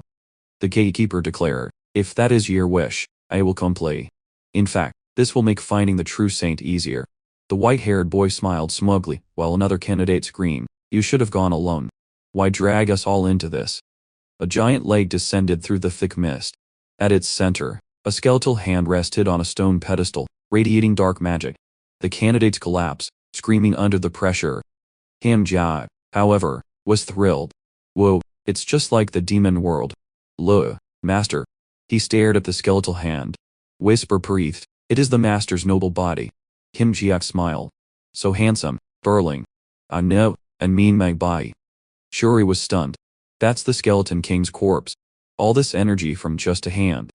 Kim Jiak snorted internally. Not from the hand, you fool. From my thumb. He pondered. Is this the only fragment here? The rest must be copies. The skeletal hand released a terrifying wave of energy, overwhelming everyone. From the darkness, a huge tiger-like demon rose. Two candidates screamed. A demon. Wasn't the guardian of the second room the only one? Kim Jiak looked on nonchalantly. Didn't you ask for all the safety measures to be removed? The demon guardian stomped. You annoying insects. How dare you covet the king's body? Shuri pointed at the white-haired boy. It's all your fault. What are you going to do? The white-haired boy grabbed Shuri's hand. Just trust me. I will ensure everyone leaves with a treasure. He smirked. One of the 14 demon elites, the Skeleton King's most trusted subordinates, personally trained by him, captured by the papacy. Facing the demon, the boy declared, I have prepared a holy art for this. The treasure is mine. His eyes glowed with holy power. The huge demon fell to one knee under the divine weight. The light of the papacy, the candidates cried. Kim Jiak watched silently. Great. It worked, the white-haired boy thought. Then his eyes flashed. All I need now is the Skeleton King's body. Is that you? The demon struggled to its feet. Red eyes locked onto the boy. Are you the one who covets my king's body? Outside the vault gates, a group of nobles led by a blonde-haired man waited anxiously. What's going on inside? We've lost contact with the spirit beasts. A breathless messenger ran up, waving a piece of paper. It's bad. The demon in the third room has been unsealed. Really, Ashura and his aides were stunned. An aide turned to him in horror. Really, isn't the demon in the third room one of the 14 elites? Cold sweat beaded on his brow. What the hell is going on? Everyone in the vault is in danger. A guard ran in from the monitoring room. The elders have passed through the traps and disappeared. The children are defenseless. Another guard yelled, they can't handle a demon elite. We have to stop the ritual and get them out now. As he charged the gate, a brilliant barrier flared, throwing him back. A blinding light erupted from the vault. Really panicked. What is happening? Nearby, Gal Ashua watched nervously. Is the vault opening? Intense holy light enveloped the stone gate. A knight shouted. The demonic energy could leak out. An elder interrupted, pointing forward. Oh, I don't sense the demon's energy. Another elder turned to Cardinal Harry Barrett. They have defeated the elite. Well done, Hannah. A guard grabbed Riley, stammering. One of the children inside must have done it. Really? Could it be? Whispers spread through the crowd. It must be Keena Barrett, the child with purple blood. Retainers surrounded Harry Barrett. Congratulations, sir. It's clear who the favorite candidate is. Harry wore a practiced smile. Keena has worked hard. His eyes glinted. Ashwa, you fools, he thought. The Skeleton King's body is mine. You will have to bow down. Your dignity and honor are gone. A cheer went up. Look, the The children have returned. Harry turned confidently while Gald's face paled as he spotted two familiar figures, Isaac and Shuri. From the dark gate, the children emerged and their aides breathed a sigh of relief. They're injured, but nothing serious. Two of the survivors whispered anxiously. Where are the ones from the third room? Do you think something happened? Riley stepped forward, his face grave. Cheers erupted again as the last group stumbled out, led by Ian and Shuri, exhausted. Parents rushed in. Ian's father grabbed his trembling son. Dad, Ian managed. Are you okay? The father asked urgently. Gal and Hannah rushed to Shuri. Amidst the reunions, Riley froze. He scanned the group, panic rising. Isaac, he pushed through the children. Where is Isaac? Suddenly, the powerful voice of Cardinal Harry Barrett rang out. Him and us. Riley whipped around. Harry Barrett stood before Kana, his eyes sharp. What is that in your hand? Hina stammered in fear. That is. Who told you to bring it out? Harry roared. A ball of light flashed overhead, cutting him off. The crowd froze, eyes turned skyward. A spectacled priest pointed. Look over there. A giant golden wolf materialized in mid-air. Clenched in its jaws was Kim Ji-a.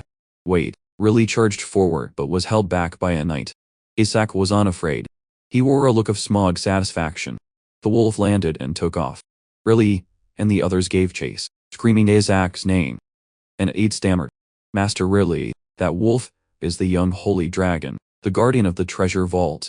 Riley stopped, stunned. She's right. That energy, it belongs to a holy dragon. A strange gnawing sound cut through the silence. Kim Ji-ak was sitting nearby, intently sucking on something. A knight paled. Elder, look.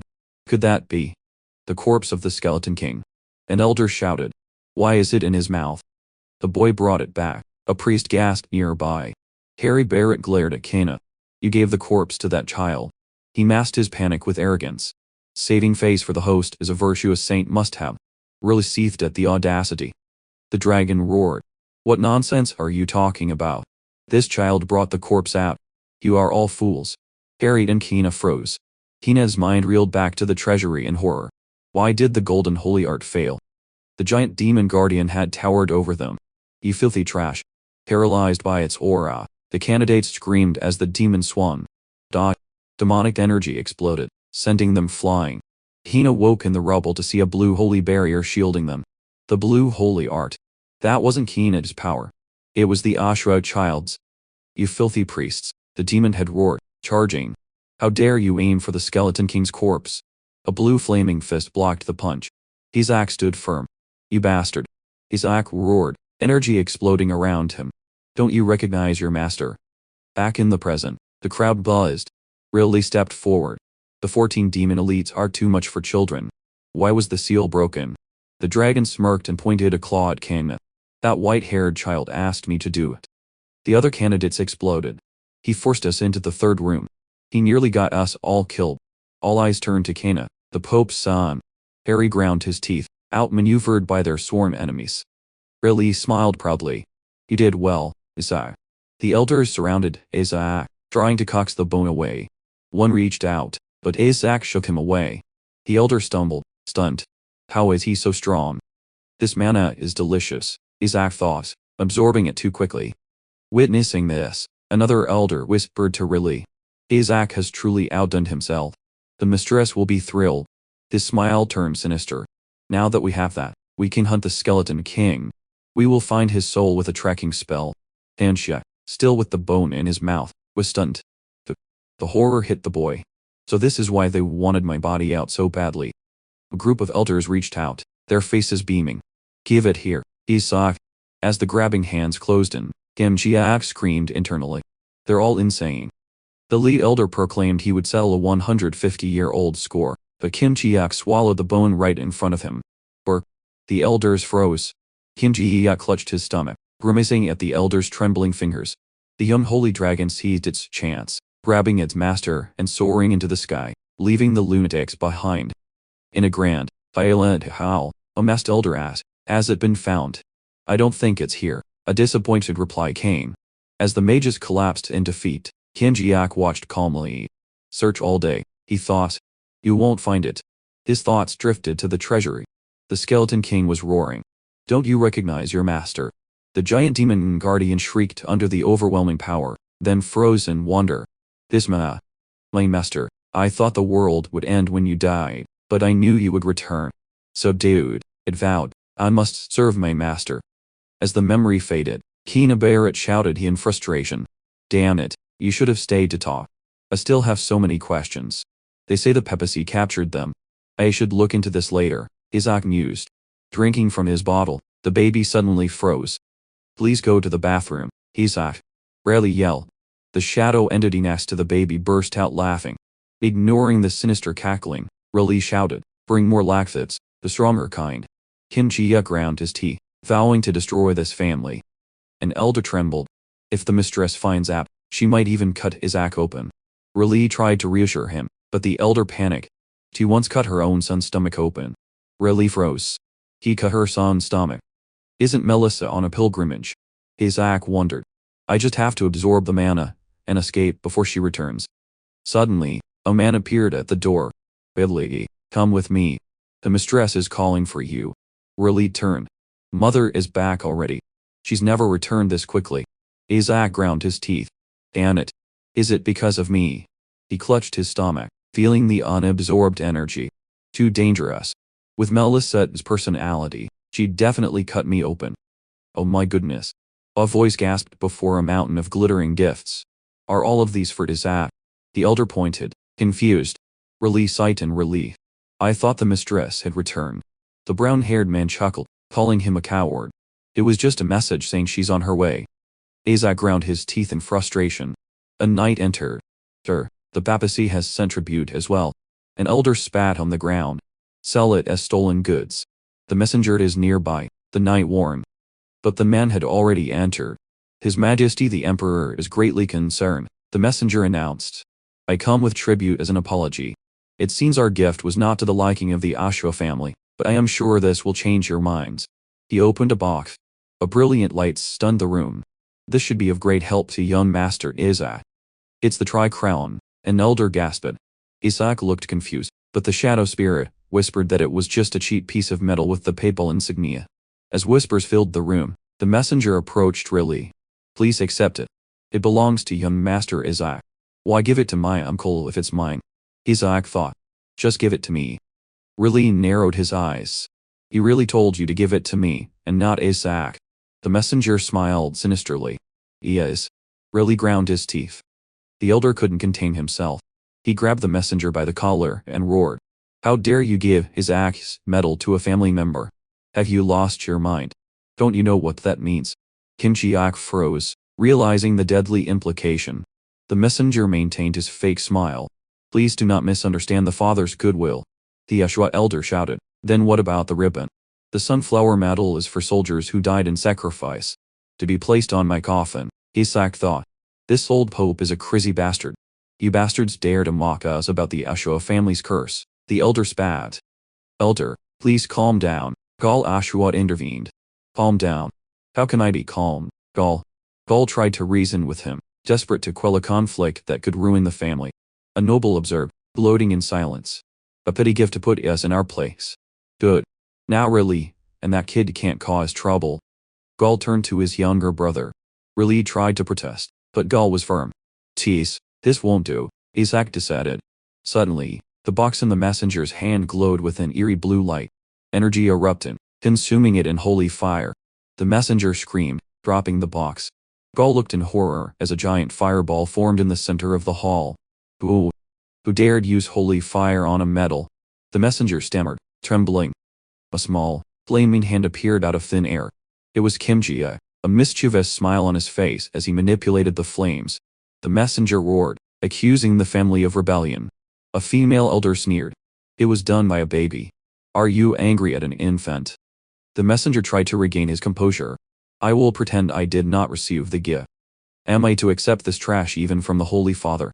Raleigh cut in, holding up the melted, misshapen piece of metal. The messenger's face went white. Give it to me, he stammered, reaching out. I must have brought the wrong item. Too late. Emerald holy fire erupted from the metal, consuming him. Horrified screams echoed through the hall. Meanwhile, the elders cheerfully pinched Isaac's cheeks, oblivious that he was the culprit. Let go of me before I burn your asses, he cursed internally. The chariot messenger staggered to his feet and fled, screaming curses, chased by the gleeful laughter of the elders. Well done, Isaac, one cheered, getting rid of that nuisance. But then May turned to Rayleigh. And well done, Rayleigh. Excellent use of holy fire. Rayleigh blinked, confused. The elder clapped him on the shoulder. Don't play dumb. You cast the holy art on Isaac. Rayleigh pointed to himself. Didn't the elders do it? The three elders froze. They looked at each other, realizing none of them had cast the spell. Slowly, their horrified gazes turned to Kim Ji-ak. The baby. The power came from the secret skill scroll, a mythical artifact allowing for instant mastery of secret arts. Good thing I took it from the treasure vault, Isaac thought. Weaker than my Skeleton King days, but still usable. The elders were in stunned disbelief. A guest asked, could it have been Isaac's mother? His mother doesn't have a fire attribute. A long-bearded elder boon. This is another level of talent. Even Saintess Melissa had to learn to read before using holy magic. An assistant chimed in. Sirs, the baby breaking the Pope's blessing is more amazing. The two elders nodded. You have a good eye. The bearded elder commanded. Bring the metal piece. I need to confirm. A knight opened the box then hesitated. It's not here. What? I already threw it away, Reli Ashua said calmly. The elders told me to throw it out. No. This is unacceptable. Find it immediately. Reli chuckled internally. The horrifying truth. The baby had melted the Pope's fire-resistant metal. He clenched his fists. I can't let the family head know. A wicked smile played on his lips. Without proof, it's just a rumor. Days later, black cloaks whipped in the wind in the Western Duchy. The family head Ali Ashura led his men, gliding over the water. The mansion is near. Stay focused. Yes, family head. Ali started, narrowing his eyes at the distance. Who is that? The mansion loomed ahead. Inside, the elders had collapsed in despair. Why? Kim Ji-ak sat amidst a mountain of bottles, patting his stomach. Why isn't the Skeleton King's body coming out? Thanks for the meal, anyway. Hundreds of bottles of laxatives and silver fruits only produced a satisfied burp. He smirked. Strengthening my relationship with spirit beasts is good. I'll need them to crush the gods and the Pope. Suddenly, a huge energy tail swept by. I'm sure this family has a spirit beast. Kim Ji-ak flinched. The guardian beast, Saran Bloom, materialized in a blast of holy light. The baby broke into a cold sweat. Wait, maybe we should go to the party first. Eli Ashwa burst in. Family head, a knight yelled. The elders and Relay bowed. Kim Ji-ak watched. So this is the family head. My grandfather. He felt a familiar energy. Relay blocked his father's path. Father, please. Cutting Isaac open won't help. Lee strode past his son without a glance. He pointed at Kim Ji-ak, eyes blazing. Burn it. No, father, Relay cried. Kim Ji-ak froze. Burn it. The baby is too young to be burned, Relay pleaded. Another noble intervened. He agreed. That reward is too great for the baby. Reward. Isaac blinked blankly. Burning someone is a reward. Please give us more time. Or we could cut him open instead, Relay cried in panic. Or drown Isaac in water. This crazy family, Isaac thought. Just collapse already. Gaul sneered. No. The temples fired and water are secret techniques to nurture saintesses. We can't use them on a newborn with no power. Oh, Isaac realized. That's a good thing. Shuri is better suited for the blessing, Gaul continued. Isaac defeated the demon, Rilili roared. The holy dragon confirmed it. The dragon was mistaken. Don't be absurd. Rilli played his trump card. Besides, Isaac burned the Pope's medal with holy fire. Who knows? Maybe you conspired with the elders, Gaul retorted. There's no proof. Suddenly, Uli Ashwa held up a melted golden object. When you said metal, did you mean this? It was holy gold, a blessed relic from the Pope, directly connected to God. Kim Isaac was stunned. Even as the Skeleton King, melting that was difficult. How is this possible? Am I stronger after reincarnating? Gaul stammered. How did you find it? Ili answered calmly. I picked it up from the bottom of Lake Elisa. Riley turned to his father. Look, father. The boy burned the Pope's symbol. This proves the family can gain the upper hand. An elder chimed in excitedly. He can resist the Skeleton King's fire. He was born to hunt him. As they discussed recent losses caused by the Skeleton King, Isaac stood confused. Ew. A voice echoed in his head. They're saying that again. Someone is impersonating you, master. It happened 70 years ago. A night burst in. The Skeleton King appeared in the mansion to cast his curse. Isaac was speechless. The knight continued furiously. He attacked Iaz, claiming he would destroy the Saintess's bloodline. Isaac calculated quickly. If it was 70 years ago, it wasn't me. I died 100 years ago. He smirked. A petty demon's curse is child's play. The knight listed the symptoms to the horrified elder's impotence, podness. Isaac ground his teeth, angry at the impersonator and the ridiculous hair loss curse. The family head Ali Ashua fixed his sharp gaze on the child. He has red eyes. He must have been affected. Ali rejected the usual purification methods. Fire and water are too weak. He stunned the room with his decision. I will grant him a holy soul. Isaac's eyes widened. A holy soul, the ultimate grace, a shortcut to transcendent power, coveted even by the gods. A wicked smile spread across his face. Jackpot. I am going to give those damn gods a beatdown. Gal Ashua, the fifth son, lunged forward. A holy soul. That's too much, father. They are only for those with merit. What has he accomplished? He sneered. Even if he burned the metal, he only angered the Pitbull family. Isaac slumped. Ili cut him off coldly.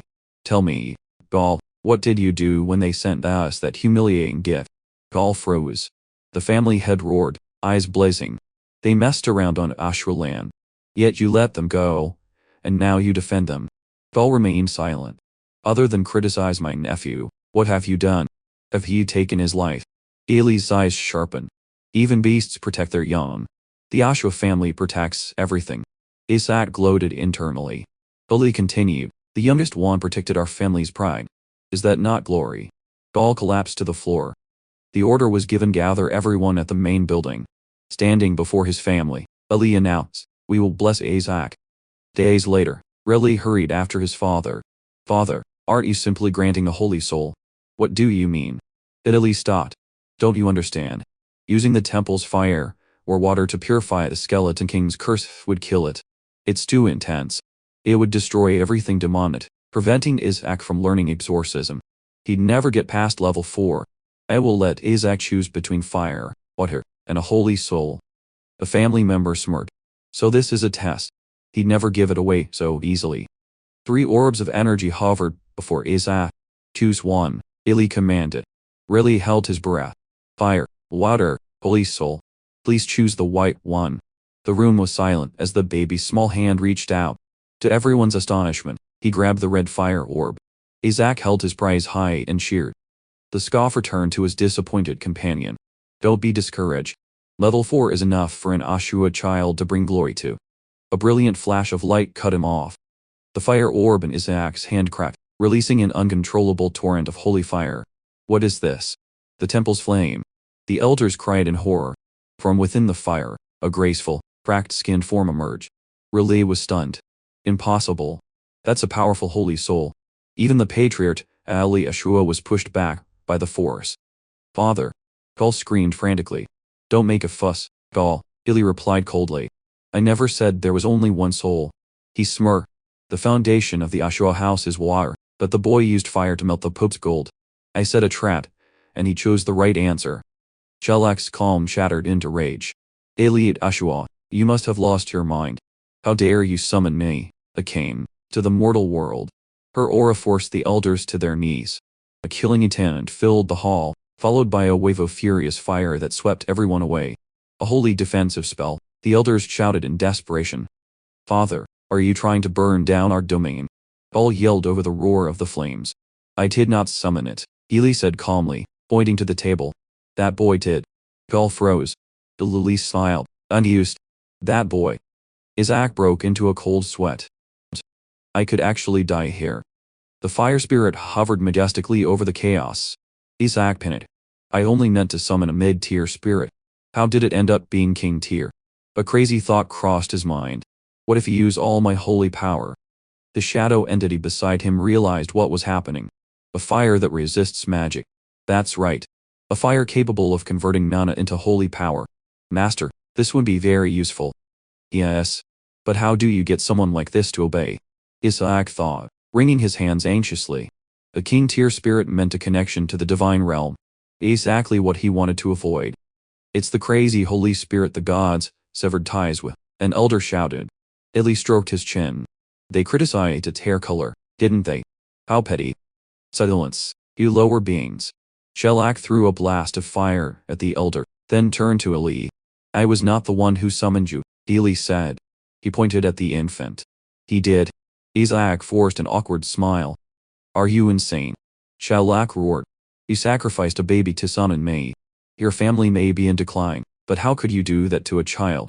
Isaac immediately began waving his chubby hands and babbling, perfectly playing the innocent infant. Inside, however, a wicked plan forms strong, and hates the gods. I will definitely make you mine. Fine, I will confirm it myself, Shellac growled. If he is truly my summoner, he must endure this. A massive fireball shot towards the seated baby. Isaac, Illy shouted, reaching out hopelessly. That's right, Shellac sneered. I'd rather put you to rest with my own hands. Smoke and scorched earth filled the air. As it cleared, Isaac sat there babbling happily, completely unharmed. You should be convinced now, Illy declared. Form a contract, or break it and face the penalty. Shellac ground her teeth, golden eyes blazing. Penalty. I'll take this opportunity to destroy the lands and enjoy my freedom. She pointed at the patriarch. Just sit there and watch your lands burn, you fool. Her insult was cut short. Isaac had grabbed the fire spirit sleigh, who suddenly shrunk to a doll-like form. Isaac, that's not food. Illy and the others rushed over in panic. This time, Shellac froze. You crazy bastards. How did you raise this child? She screamed as Isaac happily gnawed on her arm.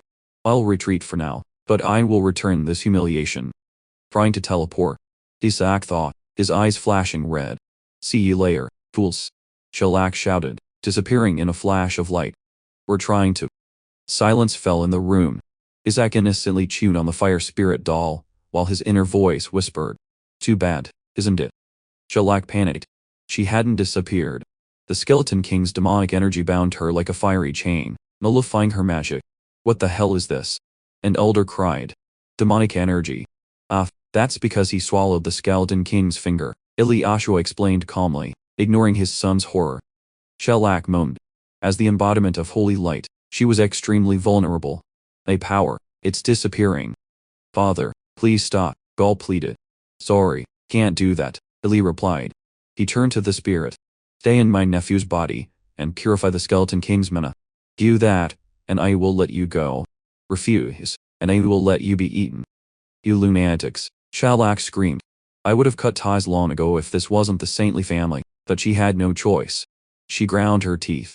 Fine, I'll use this kid to mess with that damn Skeleton King. Suddenly, Isaac squeezed her, his voice echoing in her head. Damn what? Say that again. Terrified, Shellac changed her tune. 4 days. Confine me with this one for exactly 4 days. I was hoping for longer, Illy mused. He raised his voice. Open the gates of the eastern castle. Take Isaac and the spirit. No one is to enter until the purification is complete. Father, the eastern castle is. Gaul began. Enough. Illy's cold gaze silenced the room. Isaac happily gnawed on the spirit. Internally, he cheered. His exile was right next to the massive mana stone storage. Soon after, a violent explosion of demonic energy rocked the eastern castle. Outside, servants gossiped. Young Master Isaac has lost his succession rights. Is he really cursed? Wild rumors spread that Isaac had withered into a bald old man or a skinless skeleton. Time passed in a blur of fire and curses. Then, chaos erupted again. A manager hurried down the hall, ignoring the maid's screams, and threw open the heavy doors. Lord Isaac. She gasped. Are you all right? Isaac sat calmly on the floor, sucking on a lullaby. How strong was the curse that you're still so small? The manager whispered. I deliberately kept myself small, Isaac thought. A baby's body absorbs power best. It was the only way to reach a new realm. Beside him, Shellac writhed. No matter what, I have to purify this damn kid, she hissed. She looked at Isaac in despair. Why do you have more mana today? I was almost done yesterday.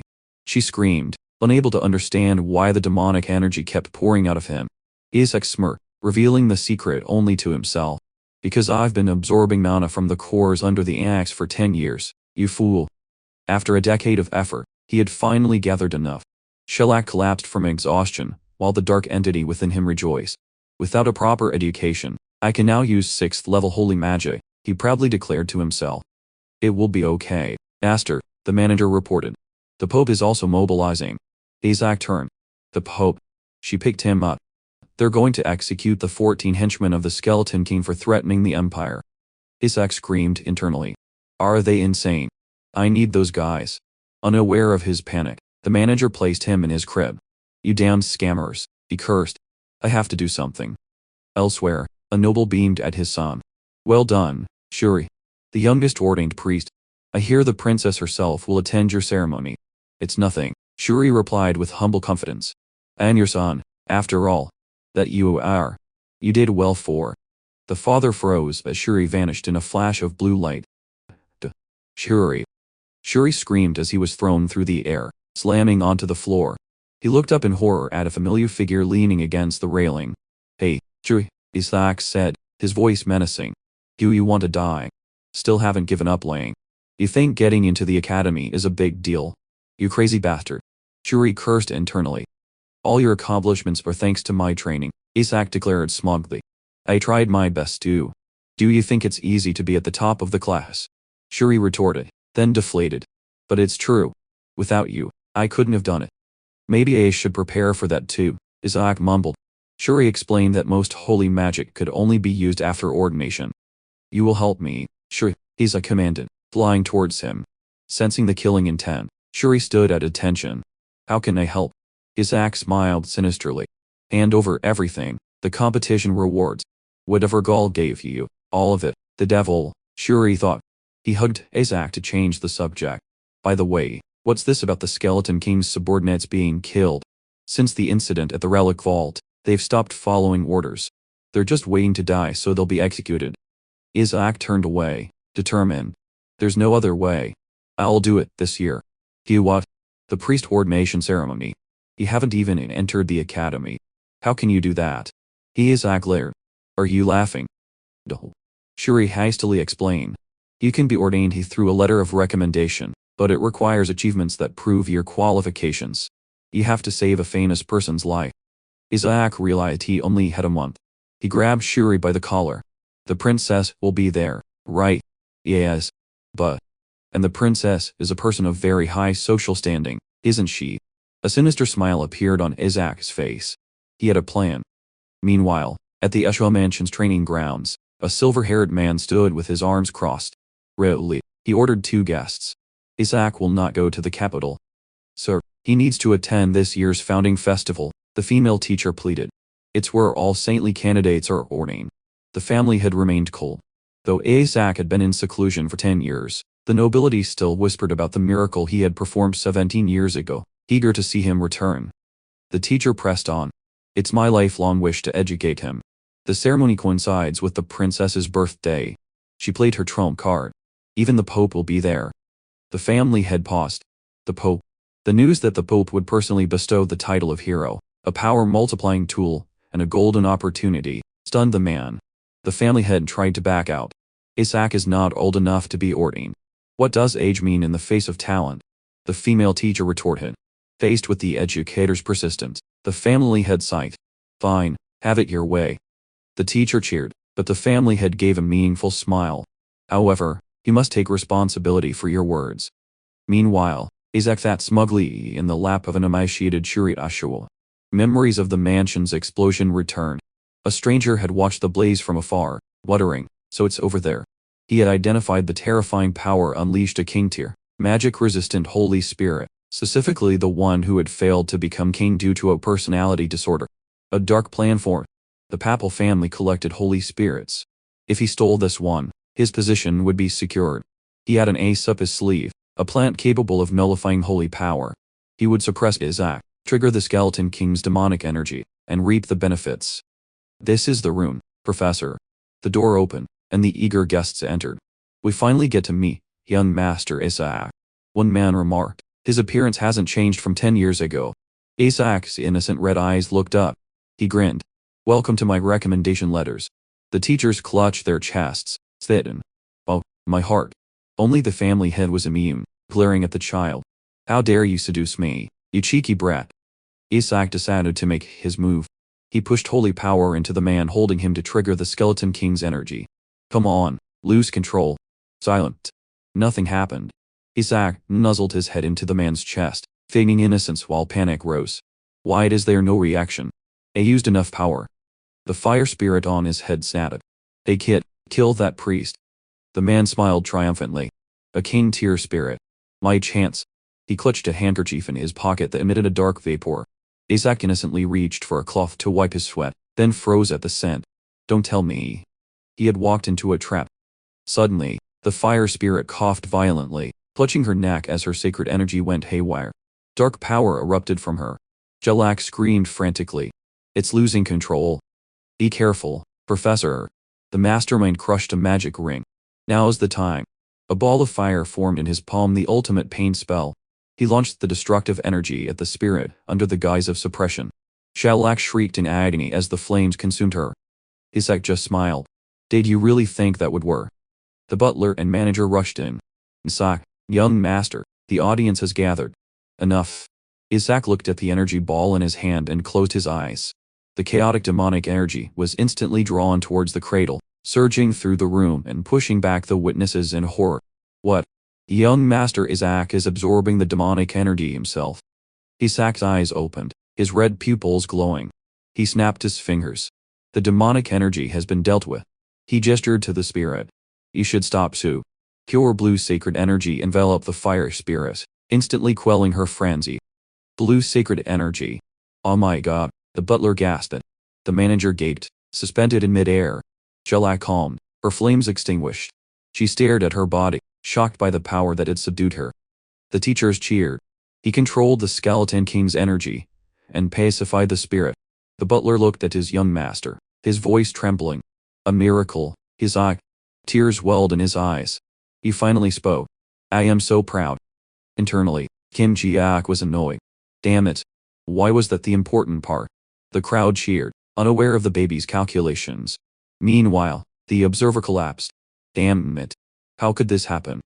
Jelak hovered above, dripping with sarcasm. I'm asking the same thing, loyal subordinate. Her eyes blazed. Who was the mastermind? Mastermind. It's a misunderstanding. I only came to see young Master Isaac. With anti-fire equipment, a necklace, and a bracelet, Jelak snapped. Say misunderstanding one more time. She roared. From now on, all fire spirits will sever ties with the papal family. She smirked at the man. Don't misunderstand. I just don't like your face. The observer panicked. Wait, how can a spirit break a divine covenant? Those stupid rules mean nothing. As Kim Ji-ak smiled, Jelak crushed the observer. Get lost. She approached Isaac. You saved me, and controlled the skeleton king's energy. I will stay and repay this debt. Jelak had fallen right into his trap. The teachers nodded. We must return to the Holy Nation, and report this. The plan was a complete success. Kim Ji-ak couldn't hide his sinister smile. Really arrived at the patriarch's office. Eli Ashua announced the Holy Nation had approved Isaac's ordination. So soon. Because he saved the investigators. Really asked. No, because he possesses a king-tier Holy Spirit. Ili held up a paper. More importantly, I tested Isaac's knowledge. He got perfect score on all 1,600 questions. Really was speechless. Besides his bad attitude, he sighed, the boy has no flaws. Ili nodded. We just need to check the personality test. A truth-telling test. Really read the first answer. Conquer the family. It is mine. They chuckled, but the second answer wiped the smiles off their faces. Ambition behead all the gods. Really crumpled the paper at the last answer. Goal destroy this country. Eli's voice dropped. Only we know this. If he takes this test again. Really trembled. He will be executed for heresy. Eli slammed the table. Accept the ordination on his behalf. Don't let Isaac leave the house. We must prioritize home education. In his room, Isaac clutched his luggage. A shadow whispered, Master, have you decided? Of course. Grinning, the boy heaved his fortune onto his back. Time to run away from home. At the Roman Royal Academy, rumors swirled through the Holy Magic Department. I heard a 10-year-old is being ordained. Nigel Cephid, a red-haired young man, scoffed. Who does he think he is? A kid who can't even walk. He turned to his classmates. He hasn't grown an inch in 10 years. Cursed by the Skeleton King. Don't you think so? Shuri, a blond young man, remained silent. It must be a formality, Another student reassured him. The brown-haired friend sighed in relief, but cursed internally. That annoying bastard. Nigel sneered. It must be nice to live in the Saintess's family. Even an unqualified brat gets to be a priest. His brown-haired friend slammed the table, screaming internally. This bastard won't stop. A cold voice cut in from the doorway. You are underestimating the priests of the holy nation, Nigel Sifid. Hina Barrett emerged from the shadows, smirking. Most importantly, the one who accepted Isaac's nomination was your own father, Duke Ryan Sifid. I didn't realize you were foolish enough to insult your own blood. Nigel spun around. Shut up. You're not even a student. What are you doing here causing trouble?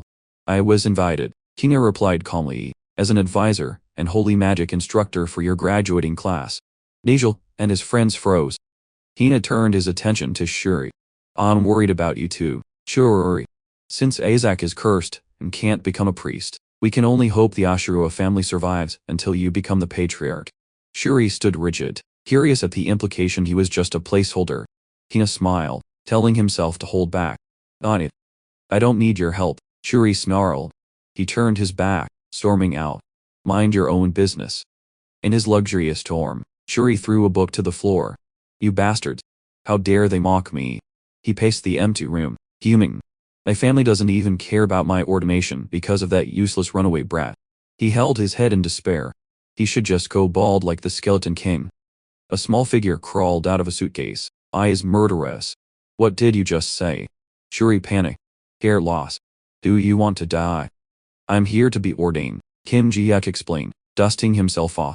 My uncle and grandfather wouldn't allow it, so we ran away.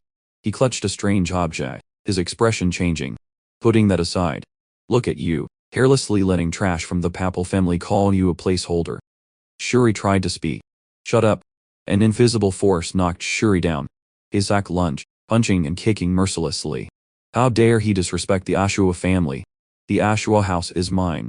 Only I have the right to insult and destroy them. Standing over his beaten cousin, Isaac declared, remember this well. I am the one who will burn the house of Ashua. Shuri moaned on the floor. God, please save that bastard. Don't overdo it, Isaac ordered, stepping off. Get up. Lead the way. We're going to deal with the scum whom insulted you. Shuri stumbled after Isaac into the lavish dining hall. The strange child immediately drew attention. Whoa, a red-haired girl remarked. His hair color is so pretty. Isaac hummed playfully, then shouted. Which bastard dared to mess with the house of Ashua? The red-haired girl turned. Shuri froze. That's Neki Sefit. Nigel, his sister. Panic rose. I have to stop him before the investigators get involved. Bang. Shuri lunged too late. Isaac was already standing on Naki's table. Hey, Ridhan. He pointed a finger in her face. You bullied Kim Shuri, didn't you? I've never bullied Shuri, Naki replied calmly. Nigel did. Isaac grinned. So you admit it. Shuri held his head in helplessness. Suddenly, a shadow whispered to Isaac, Master, he sends a familiar energy from this girl. A powerful aura flared around Naki, the energy of one of the 5 supreme gods. Amidst the tension, a voice spoke to the boy. You must be the rumored Isaac. Neki Sefit sneered, mocking the cursed child and the Pope's son opposite her. She scorned that the Ashua family would soon be purged from the 5 great faiths. What a typical high society type, Kim Hyak thought. Shuri Ashua intervened frantically. Isaac, don't get involved with that red-haired family. Let's go home. The blonde boy ignored him. Shut up. I need to be ordained. You never will be, Naki declared coldly. Nigel will appeal to the holy nation and have it nullified. Shuri ground his teeth, cursing Naki's brother internally. Even if Nigel does nothing, your behavior is grounds for nullification, Naki added. Behind her, a red-hooded escort whispered, My lady, should I call an investigator? Don't. Shuri screamed in desperation. 70 of the investigators are from that red-haired family. Terrified, he grabbed Kim Ji-ek. Ishak, let's go. Suddenly, a piercing shriek startled everyone. A massive beastly foot wreathed in dark purple demonic energy slammed onto the floor. A giant demon beast materialized. It's a demon beast. Amidst the panic, Kim Ji-ek grinned. This is my insurance. Neki froze. Her escort lunged. My lady, Dan. A swipe from the beast sent the guard flying. The creature roared, leaping over him to attack Neki. So fast, she gasped in horror. Kim Ji-ak held up a toy. Hey, Dilda. Wait. The beast stopped inches from Naki, snatched the toy, and ran to its master, happily licking his face. Took you long enough, Isaac grumbled. The beast growled, asserting its overwhelming presence. You monster, Nikki yelled. Shuri moaned. Kim Ji-ak's red eyes flashed coldly. Get lost. The ferocious beast wagged its tail and darted off like a puppy, disappearing from sight. A shadow entity whispered to Isaac, as expected of Mind Master, summoning a demon beast just to put on a show of chasing it away. White-armored investigators stormed in. Where's the beast? Neki pointed as the captain ordered a pursuit. An investigator approached her. Milady, are you all right? Shuri watched, stunned. An investigator. He picked up Kim Ji-ak, forcing a smile. We'll be on our way. Stop. No one is to leave until the investigation is complete. We're screwed, Shuri thought. We don't know anything. Isaac paused. Neki shouted. She pointed at the boy. He saved my life. Kim Ji-ak looked blankly from Shuri's arms at a face that had flipped faster than a pancake. Neki approached. Isaac, right. She blushed, blustered. My words were a bit harsh. I'm sorry. But it's not like I'm grateful or anything. Shuri sweated. What is wrong with this girl? The crowd whispered about the boy receiving a compliment. An escort noted the rumors about his skills must be true. Nearby, Princess Charlotte Alexilla of the Holy Nation wondered if this was the baby her brother had mentioned. Meanwhile, at the Aishua mansion, a voice echoed from a communication orb. Why the refusal? Azure Cardinal. Is your nephew's ordination not a good thing? Eli Ashua cut in. Get lost. It's none of my business. My nephew will be educated at the Ashua mansion until he's an adult. Eli ground his teeth at the warning that the child's personality would be twisted. That's exactly the problem. The voice in the orb changed tone. I wonder if you've heard. A platinum blonde infant is loitering around the academy. Eli froze. Isaac. He yelled towards the balcony. Really startled. Yes, father. Eli rushed out, grabbing his son and ordering, we are going to the capital now. Really looked confused, but it takes a week to get to the capital. Eli checked his watch. We have 23 hours and 48 minutes. The Azure Cardinal growled with iron determination. We run. The next day, at the academy, Shuri pounded on the door. Hey, Isaac, what are you doing? He leaned against the wooden door, desperate. Why does a child whose head is a third of his body want a priest's robe? Thumb out. Everyone's already inside. They'll laugh at yes. Shuri slid to the floor in helplessness. I'm screwed. Please just give up and go home. He turned back, clasping his hands in prayer. I beg you. Shuri froze, his face paling in horror. Kim Ji-ak smirked mischievously. Let's go, Kim Shuri. The ordination banquet was a solemn affair. Candidates took their seats, whispers echoing, until a voice commanded everyone to stand. Shuri startled. Heavy footsteps heralded the 5 patriarchs of the great families. Gal Ashua, the successor, adjusted his collar. I will be the next patriarch of the Ashua house. The Azure Cardinal. Suddenly, Cardinal Ali Ashur rushed in. Am I not late? He grabbed Gal. Have you seen Isaac? Gal blinked. He should be at home, couldn't he? Really, out of breath. It's too late. I think Isaac is with Shuri. His Holiness, the Pope, has arrived, the Master of Ceremonies announced. Pope Giulio Bariat entered, exuding absolute authority. He raised a hand, blessings upon Hala. As the Pope sat on his throne, a silver-haired patriarch noted, Isaac is nowhere to be seen. The ceremony began. Shuri clutched a wine glass. I should feel relieved. Then the name Isaac Ashua was called. Eli scowled. Why keep calling his name? He's not even here. Present. Eli spat out his wine. Gal and Riley turned, jaws agape. Gan Chiag, now a handsome young man, emerged with a smile. Shuri was stunned. Isaac. Shock rippled through the hall. Eli crushed his glass. Another patriarch jumped up. What the hell? Step forward, Isaac, the master of ceremonies continued. The boy strode confidently. Riley ran to the family table, sobbing with joy.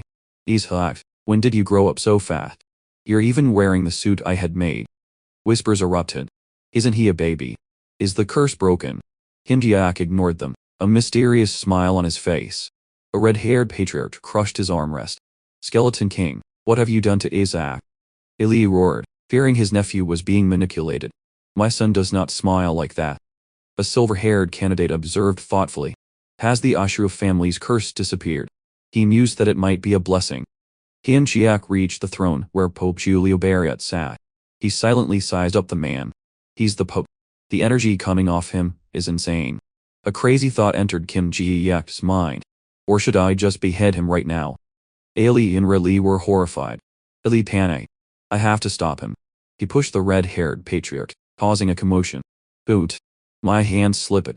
Another patriarch jumped up. Ah, a cockroach. The brown-haired patriarch was stunned. Are you guys insane? It was the size of my head, the other insisted. Silence, the priest ordered, trying to restore order. Next his Shuri Ashua. Step forward. Isaac scratched his head, annoyed by the delay. From his throne, Pope Giulio Barrett watched in silence. The priest announced the next stage, the audience with the gods. On the balcony, Gal Ashua beamed at his son. As the Holy Grail was brought out, the threat of excommunication hung in the air. A blue supreme god will surely appear, Eli told his son. Reli clasped his hands. Surely, no matter how bad it gets, it can't be an evil god. Wait. If that happens, we'll just destroy it. Reli stammered as his father grabbed him by the collar. Destroy what? Isaac. Eli watched Shuri face the Grail. The Holy Grail. Why destroy the child? In the howl, Shuri pricked his finger. A drop of blood fell, stirring the water and emitting a blue surge of power. A brilliant pillar of light enveloped him. As expected, Gal Ashura said proudly. A high-ranking blue god has descended for my son. Isaac watched coolly. So the Ashura family serves the god of light, a pathetic god of righteousness and purity. He held up his bleeding finger. As for me, any god who meets me is just a nuisance. He let the blood drop. The head priest froze. This is. The water turned murky, then black. A torrent of demonic energy erupted from the Grail. Reli and Ili watched in silence. That is. Eli stammered. A giant skeletal form emerged from the smoke. The Skeleton King, Eli screamed. The entity loomed over the hall, radiating death. Eli collapsed, his eyes glowing red with uncontrollable power. Isaac looked up blankly, confused. But Eli snarled, gathering blue energy. Eyes red. Die, he charged. But the Skeleton King acted first. Chains shot out from the shadows, binding Isaac. A dark voice boomed. I have been waiting for this, saint. What? I will destroy this holy nation, the Skeleton King roared. Starting with this one. Bound in chains, Isaac wondered. What's wrong with him? His shadow entity screamed in his head. He looks just like he used to. How disgusting. What the hell is this impersonator? He glared angrily. My master is even more of a failure than this one. The head priest and the red-haired patriarch attacked in unison. Golden and red magic shot towards the enemy. Eli braced against the shockwave. Stand back. His eyes glowed red as he gathered a blue orb. A giant serpent of holy power was unleashed, lunging for the Skeleton King. The Skeleton King calmly faced the serpent. Patriarch of the Azure family, your strength is limited by curse. It would be best to stand still. A corner, the silver-haired patriarch sighed. I really don't want to intervene. The building might collapse. Then his eyes flashed a deadly crimson. But you talk too much. The man roared, releasing a terrifying blast of blue energy. The Skeleton King just twisted his lips into a gruesome smile. He grabbed the panicked Kim Ji-ak, holding him up as a human shield. Do you want to see this little saint die? Kim Ji-ak yelled. That's what I'm asking. A witness screamed as the energy serpent closed in. Your nephew is being held. Eli Ashwa just smiled cruelly. A saint will not die from this. Caught in the vortex, Kim Ji-ak screamed. I'm going to die. A massive explosion consumed them in blue light. Gull covered his head as the Skeleton King was swallowed by the power. The cathedral collapsed into a desolate ruin amidst the smoke. Gull stared at the epicenter. It hit him. A noble gasped that. My God, the Skeleton King is back. He hasn't been seen since he cursed the Ashua family 70 years ago. A determined voice cut through the dust. Him Jia, dirty but unharmed. Harold. That bastard is an impersonator. Eli Ashua turned, surprised. Isaac, are you okay? Whispers spread. Shuri looked at the boy, confused. Didn't the king call him a saint? The patriarch knelt to comfort Shuri, while the crowd believed the Skeleton King had been destroyed. Kim Ji-ak looked up, eyes sharp. No way, he's dead, he declared. It was just an illusion. A shadow entity appeared behind him, whispering. A shadow clone. Can you feel it? Kim Ji-ak clenched his fist. It used my mana, he mused. Did my mana core drop somewhere? He smiled sinisterly. If that impersonator has it, all the better. I'll just kill him and take it back. Elite Ashua was lost in memory, recalling his confrontation with the Skeleton King years ago. Nearby, Pope Giulio Barrett thought, if it hadn't attacked, he would have killed Isaac too. In the memory, the Pope comforted a crying Shuri Ashua. But why? The child sobbed. The Pope's mind drifted further to the greatest god his family had served for millennia, one who stood above the 5 supreme gods. Fury usurped you. You almost chose the kid from the Ashura family. The flashback ended as the Pope watched Ali Ashua leave. In the rubble, Ali Ashua approached Kim Ji-ak. Isaiah, let's go home, Billy said, holding out a hand. Suddenly, he grabbed Kim's head with a cold smile. My nephew has spectacularly defeated the curse. Grandpa will buy you candy. Ali leaned in close. Kim recoiled internally. He looks like he's dragging me to a slaughterhouse. Dude. A cold voice cut in. The silver-haired young man stepped forward. I don't think Isaac should return just yet. The ground trembled as dark energy erupted. Ghastly monsters whirred from the rubble. Surrounded, Ali Ashua calmly said, there are still a few things to resolve here. The nearby priests watched in frustration. There's nothing more to be done, Patriarch. Kim Ji-ak smirked. I don't think we should be in a hurry to go back. He strode towards the stunned young man. The young man growled, you arrogant bastard. You call yourself a saint just because you grew up. I'll show you who the real saint is. Holy power swirled in Kimmy's palm. He pushed his hand forward. Purify. A divine light enveloped them, scorching the beasts. The patriarch exclaimed, excellent. It's been 100 years since I've seen such a pure light. But a spectacled priest frowned. Why use a purification spell instead of an attack? The beasts weren't dead, just stunned. Kim Ji-ak remembered the woman who had taught him. There was no other way. Selich was the only one I could learn holy arts from. He mused. However, once a purification holy art reaches level 6. A wicked smile curved his lips. It inflicts damage over time on a wide area. The demonic monsters screamed, wraithing violently. The silver-haired young man blocked him. Move. Your art can't destroy them, he thought. Even a once-in-a-century talent only reaches level 5. You are no match for me, he declared. Look closely. But the ball of holy power in his hand crumbled to dust. Kim Ji-ak snorted. Focus your attacks on multiple parts.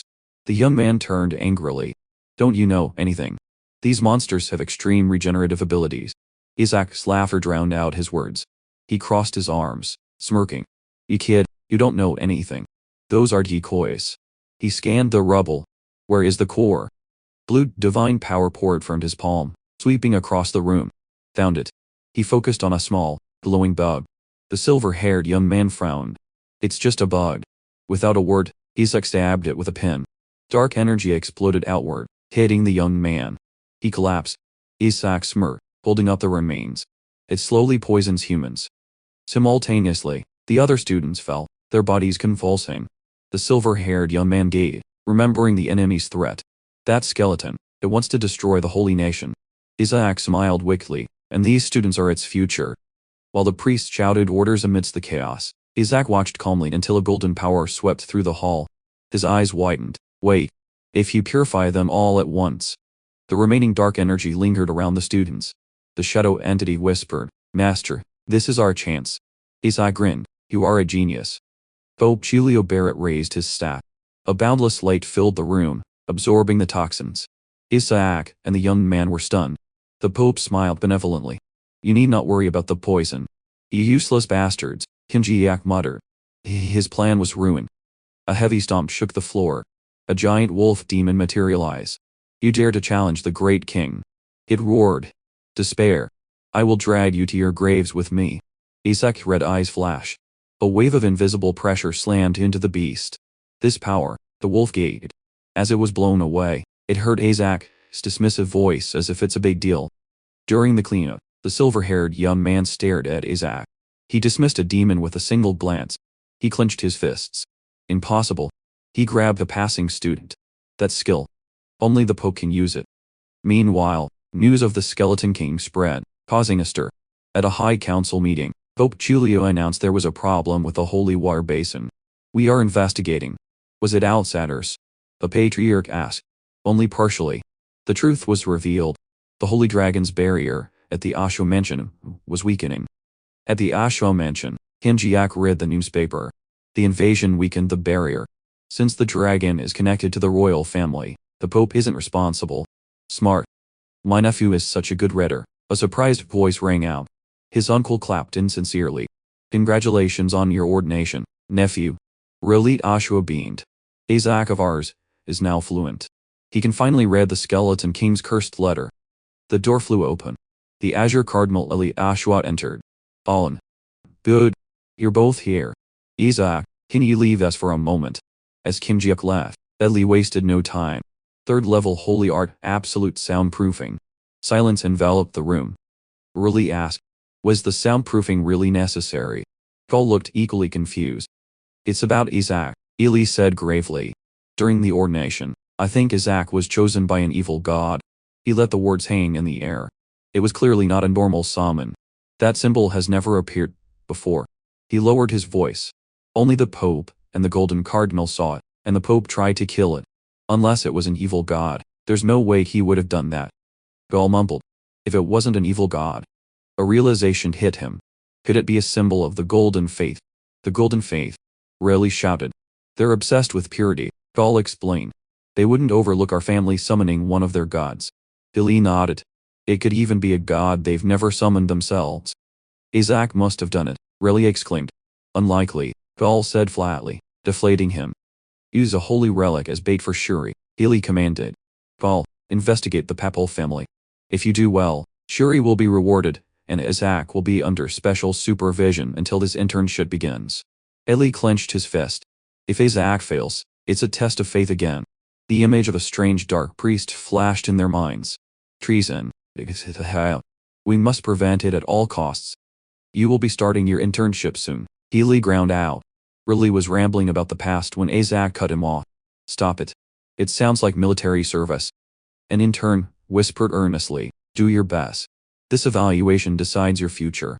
Oh, right, Isaac replied. Gaul smiled cheerfully. Are you interested in the sacrificial ritual? Isaac gave a sinister smile. 3. Especially in the execution of the Skeleton King's subordinates. I am happy to see your faith growing. Let me explain the ritual. Gaul began a rambling discourse, lost in his own theology. Isaac looked utterly bored. He looked so happy, he thought. He whispered to the demon beside him. Those low-level gods better start praying. I'm going to tear them apart. Completely misinterpreting, Gaul smiled. Isaac wants to act himself. That fighting spirit is admirable. The team with the highest score will have the honor of performing the execution. Good luck, Shahiri. Hearing the words group project, Isaac froze, his face pale with horror. Gaul clapped him on the shoulder. I hope you get what you want. Yeah, his uncle, Isaac said stiffly. There's no other way. He beamed. I'll kill the other teams, then go save my subordinates. Seeing the innocent smile, Gaul sighed in relief. How could a child like this become a dark priest? Suddenly, a man asked, by the way, Isaac, which god came to you during the ordination? Isaac froze. Af. In his mind, a dark priest screamed. Destruction. An annoying symbol, Isaac finally said. Made me want to vomit. The men's faces went pale. An evil god, Gaul whispered. They quickly backed away. It's okay. Faith is what matters. I don't care, Isaac shrugged. Upon being told the Golden Cardinal wanted to see him, he frowned. What does the old man want again? Isaac Ashua, Rayleigh called, staring at the defiant boy. Suddenly, the door crashed down. Keenan Barrett stood there, eyes sharp. I have something to say to you. Rayleigh and the brown-haired man watched tensely as Keena approached. Isaac. Keena took the boy's hand, leaning in close. I thought you were useless. And I mean it, Isaac. Isaac ground his teeth. You bastard. Are you crazy? You want to start something? Keena smiled. I realized you hid yourself for 10 years to focus on your training, keeping your skills pure from the vermin. The holy consecration proved you possess extraordinary talent. Isaac stared in horror. I'm starting to get scared. This guy is truly insane. Keena held out a hand. Let's train together under my grandfather. We will go straight to the professional world. Take my hand, Isaac. We will behead the Skeleton King in front of everyone, and together we will lead this empire. The brown-haired man was stunned. Is this the new way the Papal family bullies people? No. He looks too serious. The conditions are so good they give me chills. Isaac slapped Kina's hand away. Get lost. Kina blinked in surprise, but the brown-haired man just smirked. That's right. He was always a lunatic. Kina tried to press his offer, but Isaac cut him off. I'm not interested. He pointed at the brown-haired man. If you really want to take something with you, take that.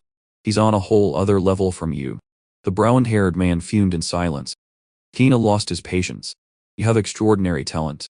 Strong enough to dismiss a demon with a single glance. A shadow entity whispered in Isaac's ear. I think this bastard just wants to learn that technique from me. Makes me want to do it even less. Isaac pushed Kina back. Get lost. Just imagining the Pope's lessons makes me sick. Kina froze.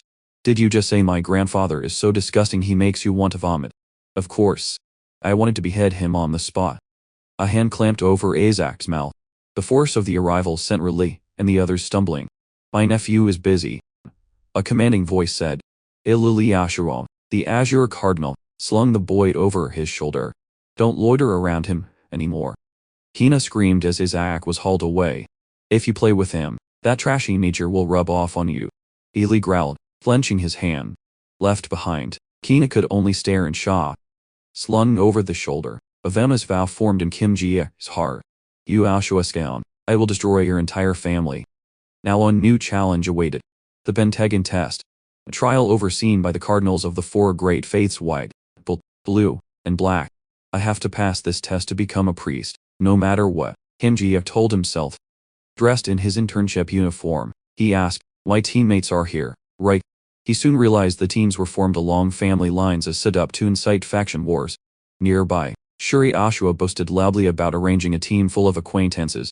Isaac smiled faintly, pushing open a door. I'll whip them into shape, then go save my subordinates. He grinned, sensing a presence. He's here. Instead, a voice ordered the crowd, tie that bastard up. Before Isaac could react, he was surrounded. We heard you're the one who bullied Shuri. The two ringleaders sneered. Consider this a little game. You'll die if you tell Shuri. Isaac crossed his arms. Trouble. A teenager held up a baby rattle, sneering. Consider it a social gathering. The group burst into derisive laughter. They said he was still a baby, so it must be true. The rattle smashed into the teenager's face. The blue-haired leader gaped as his crony collapsed, bloody. The group screamed, what the hell? This crazy bastard. Isaac calmly picked up the toy. What's important is that we become closer.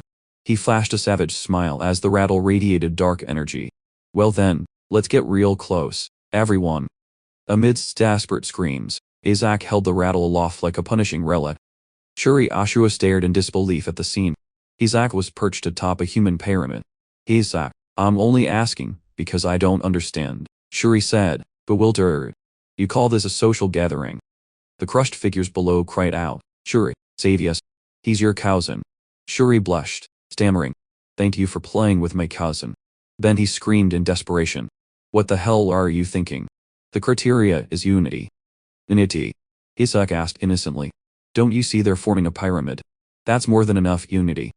They're only surrendering because of your strength, you lunatics. Shuri yelled. Isaac ignored him and offered a piece of paper. Whatever. Look at this. Shuri scanned the list, stunned. These are the ones who were trying to leech off you. They've been draining you for 7 years. Isaac explained. A purple-haired boy argued. Our family has nothing to give you. Are you sure? Isaac cut in, eyes glowing red. Your limbs are intact. Your organs are fresh. Isaac smiled coldly. I don't want anything special. Scraps. Just a healthy exchange. So, make sure you work as a team diligently, innocently, and faithfully. He flashed a savage smile. Understand. Understood, a trembling voice replied from below. Okay. Social gathering over. The goons scattered like a disturbed hive. A brown-haired young man ran after Isaac. What if we fail the evaluation? The first criteria is unity. Don't worry, Isaac replied. I have a plan. Follow me. Isaac cheerfully opened a large locker. Look. Inside, a candidate was bound and gagged, eyes wide with panic. Haddad. Isaac exclaimed. The brown-haired man grabbed Isaac by the collar. You crazy bastard. He's a teammate. Our uncle's son. He had a letter, Isaac said calmly. I hereby withdraw from my position as a spy. They froze. Isaac removed the gag, and the brown-haired man fell to his knees before the traitor. It was Nigel, wasn't it? The captive sobbed. I'm sorry. I had no choice. He told me to sabotage the Ashua team by making unreasonable demands, knowing Shuri would accept them. Then the final truth came out. Nigel ordered us to attack Isaac as a greeting. Isaac's eyes flashed with a deadly light. Nigel Sefit. Attacking me wasn't enough. Now he's trying to get my subordinates executed. I need to teach him a lesson. Days later, a scream echoed in a luxurious mansion. You can't do it anymore. Nigel Sefit yelled at his subordinate. Is being a spy so hard? Why does everyone keep quitting? We had a social gathering. The subordinate trembled. I can't take it. Furious, Nigel waved his hand. Whatever. Get out of my sight. A female subordinate reassured him. Don't worry. The Ashua team still has 3 people loyal to our house. If they turn, the team is done for. Nigel bit his nails. That kid gets on my nerves. I should have killed him a long time ago. Even his father was interested in Isaac, which only annoyed Nigel more. Inviting him to my house. Don't make me laugh. Nigel stood up abruptly. It all ends today. He strode off with a smug smile, certain the team would finally be expelled. The candidates gathered at the Pentagon of Unity, while the supervisor rambled about team war. Isaac yawned. But when he heard the first criteria was a vote, he froze. Nigel crossed his arms. The rule was insidious. If one person voted against maintaining the team, the entire team would fail. His plan was set. The spies in the Azure team would ensure failure. Isaac noticed the infiltration as Nigel smirked. The supervisor addressed the room. I will now announce the results. Her eyes focused on the lists. Team Azure. Nigel declared confidently. This team will unanimously vote to maintain. The supervisor announced. You have passed the Pentagon of Unity test. Isaac turned with a triumphant smile. A panicked call came from behind. Isaac, wait for me. His teammate caught up, panting. How did you all unanimously pass? Remember the gold cardinal wanted to see me? Isaac asked. I told him to give me a golden elixir first. He did, so I used it to make a deal with them. The teammate panicked. You gave it to them before the vote. Isaac stopped, smiling sinisterly. It's fine. I trusted my teammates. The teammate felt a spark of hope. Has he finally become a proper clergyman? Desperate screams shattered that hope. The bullies were writhing on the floor. We did everything you asked. They crawled forward, begging for an antidote. Isaac feigned innocent. Antidote? What's that? He gave a thumbs up. I trusted they wouldn't betray me. Was it poison? The teammate cried in despair. I gave them a real golden elixir, Isaac replied calmly. Ain't he 3 flour, a dash of laxative, and a speck of gold dust. It's time they paid for draining Shuri.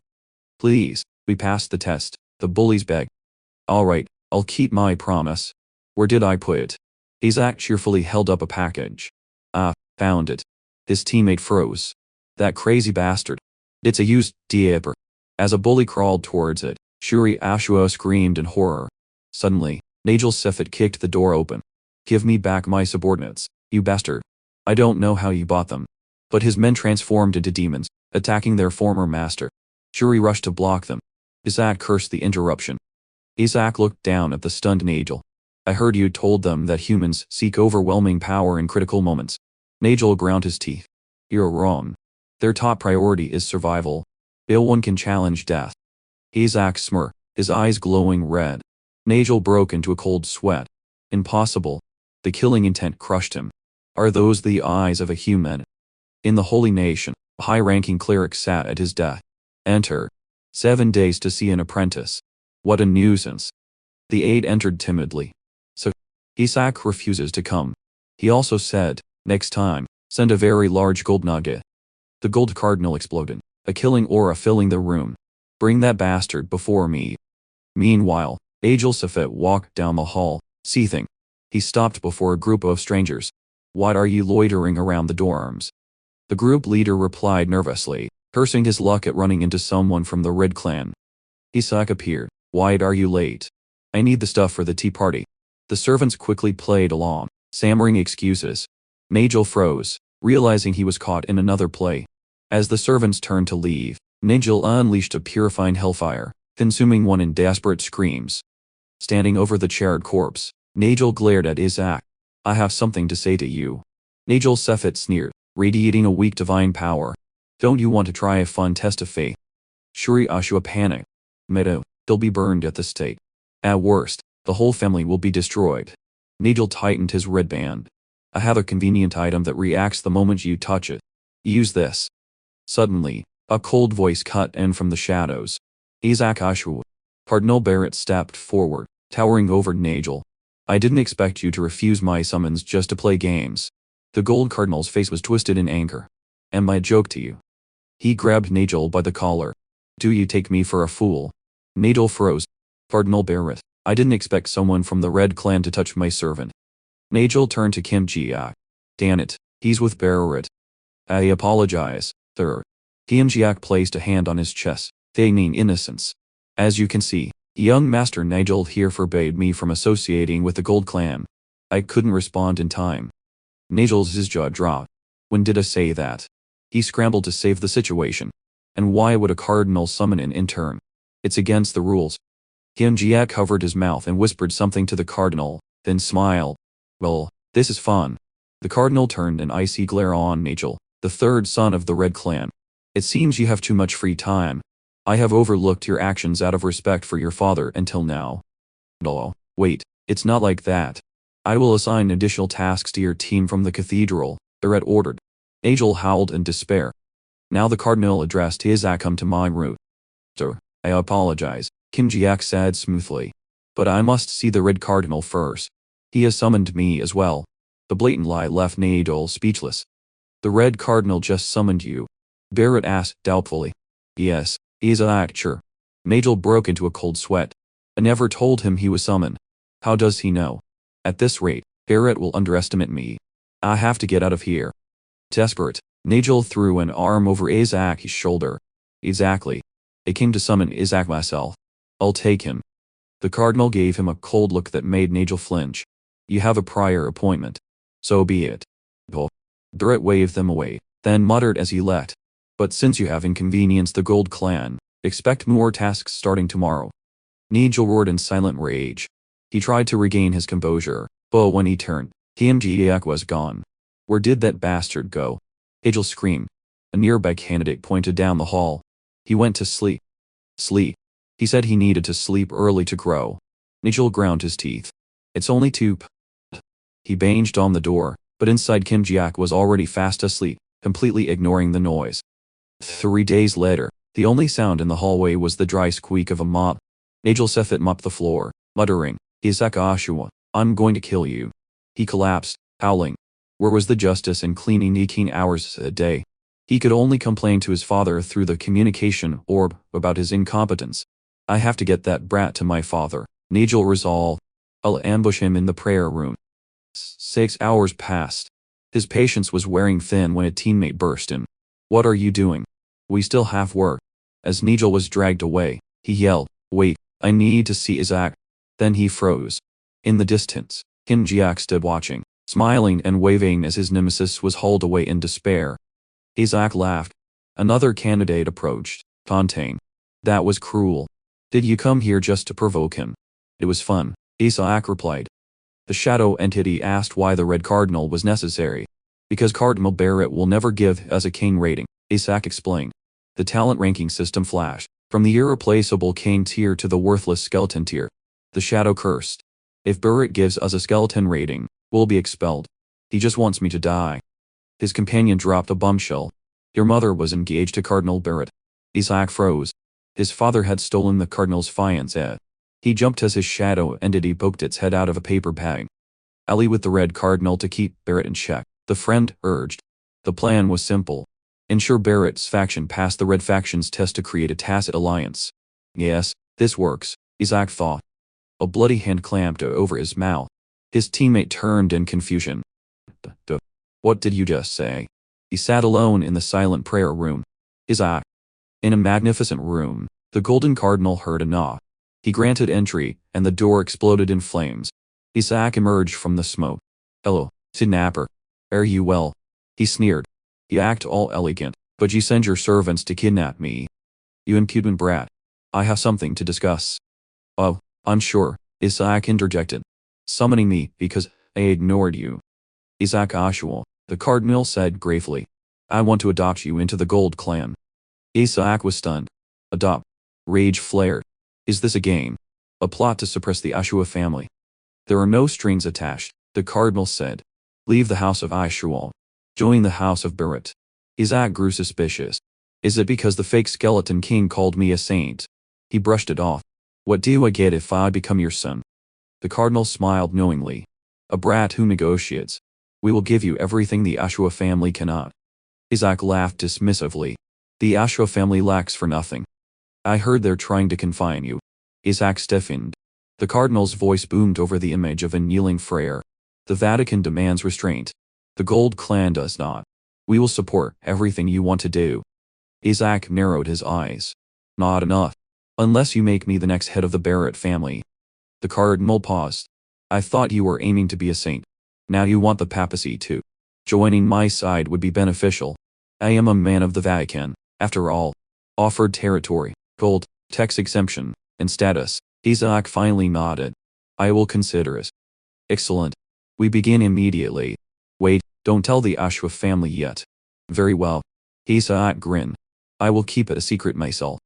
Down the hall, another candidate froze, having overheard everything. He screamed. The cardinal's shadow loomed behind him. He collapsed, trembling, then staggered to his feet. I heard nothing, he shouted, fleeing. The cardinal watched him go, unconcerned, then coolly walked away. Isaac's opinion meant nothing. I only said I would think about it, Isaac thought. Never said I would go there. Isaac replied with a smug look. Even if I die, I will not join the Pepple family. Even if you die, the cardinal pressed. That's right. The cardinal ground his teeth, anger flaring at the boy's stubbornness. You are just like your mother. From your appearance to the way you talk, he growled, smiling sinisterly. He threatened that a single word from him could have Isaac excommunicated, and his future ruined. Grabbing the boy by the collar, the cardinal snarled. You know that, and yet you dare speak so. Unfazed, Isaac smirked. Then I will create a country that needs no priests or popes. Why does a country need two leaders? It will be my country anyway. The cardinal stammered, stunned. But what the hell are you? Isaac's attitude immediately brightened. To defeat the skeleton king, you need at least this much guts, right? He laughed casually. Let's just pretend I never heard your adoption offer. It will be better for you. As the cardinal held him back, Isaac leaned in, whispering, but thanks to you, I'm more interested. I wonder what happened at the ordination. What could have happened for them to want to adopt the direct care of a rival family? The question hit the cardinal like a hammer. Isaac stepped back with a triumphant smile. I'm sure the people of the empire are intensely curious too. Maybe. Meanwhile, at the Ashwa mansion, a voice echoed in disbelief. He passed the Pentagon test. Eli Ashura roared. Why did Isaac do that? He was supposed to fail. He turned away, muttering, damn it. It seems my faith wasn't strong enough. He knelt in helplessness. Raising a holy cup, he prayed, Glory to God, mighty Lord. Before his anger flared again, get lost, my nephew. Get lost. Benjamin Ashua, the second son, watched in confusion. Really, what happened to the family while I was gone? He smiled wryly. Since when did they start using the Vatican's faith to curse others? When asked if Isaac was a troublemaker, really Ashua immediately defended him. The boy is kind, innocent, polite, and intelligent. He tried to explain even as their father continued to mutter curses. I think father is just overly worried about his nephew. It's good that a potential heir has appeared, Benjamin mused, but he feels strangely uneasy. Eli was still in disbelief. Why isn't the blessing working? Riley watched him secretly, thinking it looked more like a curse. Even so, Riley said, I understand that the child now means a great deal to Grandpa. Just then, Lee Ashua returned. Greetings, family head, uncle, she asked curiously. But how did he pass the test? She received only a curt silence. The Papal family is showing excessive interest in Isaac, Lee said, his voice low with worry.